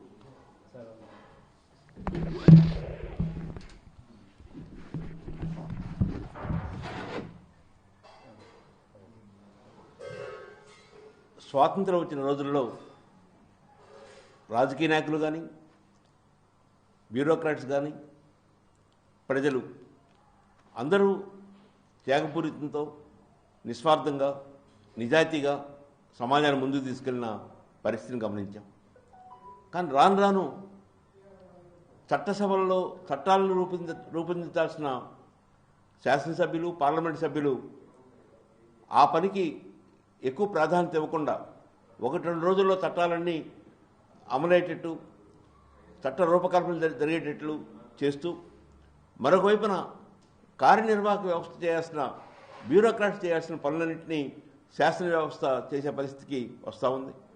ఈరోజు బ్యూరోక్రాట్స్ అందరూ అత్యధిక మంది శాసన వ్యవస్థకు లోబడి స్థానికంగా ఉన్న శాసనసభ్యులు, పార్లమెంట్ సభ్యులు వాళ్ళు చెప్పినట్టుగా వినే పరిస్థితికి వచ్చింది. ఇది చట్టబద్ధ పాలనకి, రాజ్యాంగబద్ధ పాలనకి, ప్రజాస్వామ్య అభివృద్ధికి ఇది దోహదం కాదని భావిస్తూ ఉన్నాను. ముఖ్యంగా ఆంధ్రప్రదేశ్లో ఈరోజు కింద వాలంటరీ స్థాయి దగ్గర నుంచి పైన డీజీపీ, చీఫ్ సెక్రటరీ స్థాయి దాకా ప్రతి ఒక్కరు కూడా అధికార పార్టీ నేతలు ఏం చెప్తే అది చేయాలనేటువంటి ధోరణికి వచ్చేశారు. ఇది ప్రజాస్వామ్యం భవిష్యత్తులో ముందుకు పోవడానికి అవరోధంగా ఉంటుందని భావిస్తూ ఉన్నాను. అందుకనే గుంటూరు నగరంలో ఉన్న అనేక మంది మేధావులు, స్వచ్ఛంద సంస్థలు, ప్రజా సంఘాల నేతలు వీరందరూ కూడా ఈరోజు సమావేశానికి హాజరై ఈ అభిప్రాయాలతో ఏకీభవించారు. ముఖ్యంగా పెద్దలు చక్రపాణి గారు ఈ ఎన్నికల వ్యవస్థలో మార్పు రావాలని, ఎన్నికల వ్యయం బాగా తగ్గాలని, తద్వారానే రాజకీయ వ్యవస్థలను, బ్యూరోక్రసీలను కూడా మార్పు రావడానికి అవకాశం ఉంటుందని వారు భావించారు. దీనికోసం విద్యావంతులైన సమాజం అంతా కూడా కృషి చేయాలని, పెద్ద ఎత్తున చర్చ జరగాలని భావిస్తూ ఉన్నాను.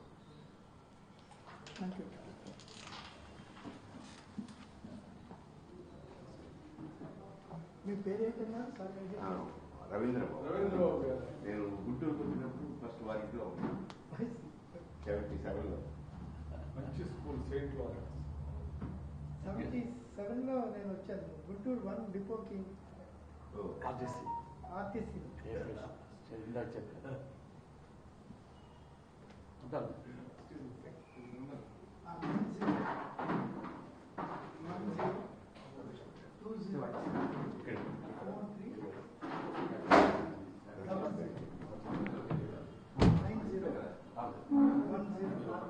రమేష్ గారు 43 00